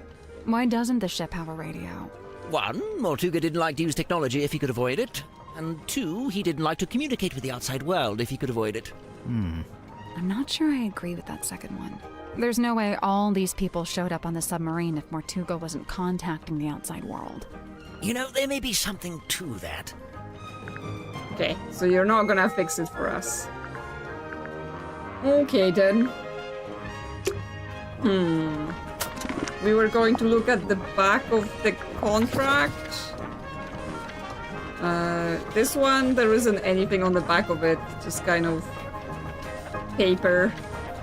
Right, the signatures are poking through.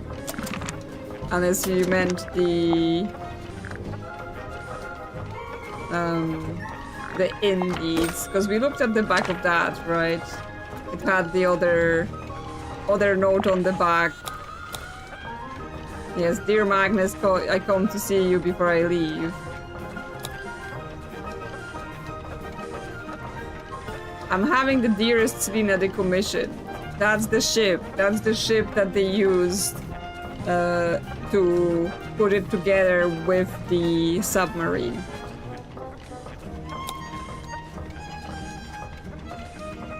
Okay. Well, that's a useful reminder. Okay, well, we've been here for a while. We've got to meet some extra people. We've got to find our first secret room, but there are still more things to uncover in the ship. However, yes, I think we will get to that next time, right? We still need to visit this place, whatever this is. I guess we can open it. It's that place that we're in. Yeah, the bilge. I'm not quite sure what it means, and it's very dark in here. The bilge is very dark and spooky, so we may have to bring some sort of light source before we explore it next time in the next stream, which should be happening on Sunday. And for now, thank you all so much for coming to the stream once again. Thank you for chatting. Thank you for lurking in the background. Thank you to anyone who liked the stream and anyone who subscribed to the channel. And yeah, I hope you're enjoying this game. I hope you're enjoying the story, the characters, because yes, it's definitely quite an interesting artsy game. It's not it's not the kind of hardcore detectiving that we do in various other titles, but it's a very well put together story that you get to follow, and with very interesting characters, right? The image, like the graphics are really nice, the voice acting is really good, so I enjoy exploring. The bilge is the lowest part of the ship, as I searched in to collect the water and icky stuff. Okay. When we asked him where he had been on the night of the murder, he picked up a sheet of blue paper, arranged it into the typewriter with the back turned. I wonder if this was the same sheet. Yes, they did talk about doing the typewriter. I guess that's the other thing, right? We haven't actually explored this room. I just entered it once and said we were gonna come back. So yes, we still have Dirk and Worm to talk to meet and to question. So yes, we will also have to get into it, because I don't think we can explore the bilge without bringing some sort of light source. So all that still ahead of us. So I'm sure there will be more mysterious things. And yeah, you said there are now boxes for the items. Yes. Okay, so we can see how many items we're still missing, how many clues we still need. And I mean, we should be slowly getting into that part where we develop suspicions about people, right? That was a mechanic in Tangle Tower as well, where at some point we're like, oh, this thing about this person doesn't match up with the story, or something that we find will make them suspicious, and then we get to challenge them. So far it has not happened, but I think as we meet everyone, as we explore the whole thing, it will start happening more. So plenty more to uncover yet. We're actually just at 42% of the story, so not even halfway. Like, we've got 27 the first time we played, and we've only gone up to 42. So I think it's gonna be a couple more streams, which, I mean, fine by me and hopefully fine by all of you. You wonder if there's another room between Dream Chamber and the captain's cabin? I mean, there is room for it, and yeah, if Tangle Tower is anything to go by, there is a possibility for a secret room here. Maybe secret room here between the engine room and the airlock as well. But we will have to get into that. When we get the light source, could you go to the dream room and check the dark between the books? I mean, definitely. When we get the light source, we will definitely be doing bunch of snooping and trying to figure out what secrets have been hiding from us in this ship. And at some point, I guess we have to surface, right? Because we can't access one of the areas right now while the ship is submerged. So that's also going to be something that's going to happen. Okay. Well, so we're gonna leave it here for today. And again, thank you all so much. And thank you to all the members for supporting the channel as always. I hope you all have a good rest of your day, rest of your night, whatever time it is for you. And I will see you next time. Bye-bye. Yes, Firefly. She doesn't say bye-bye. She's asleep already.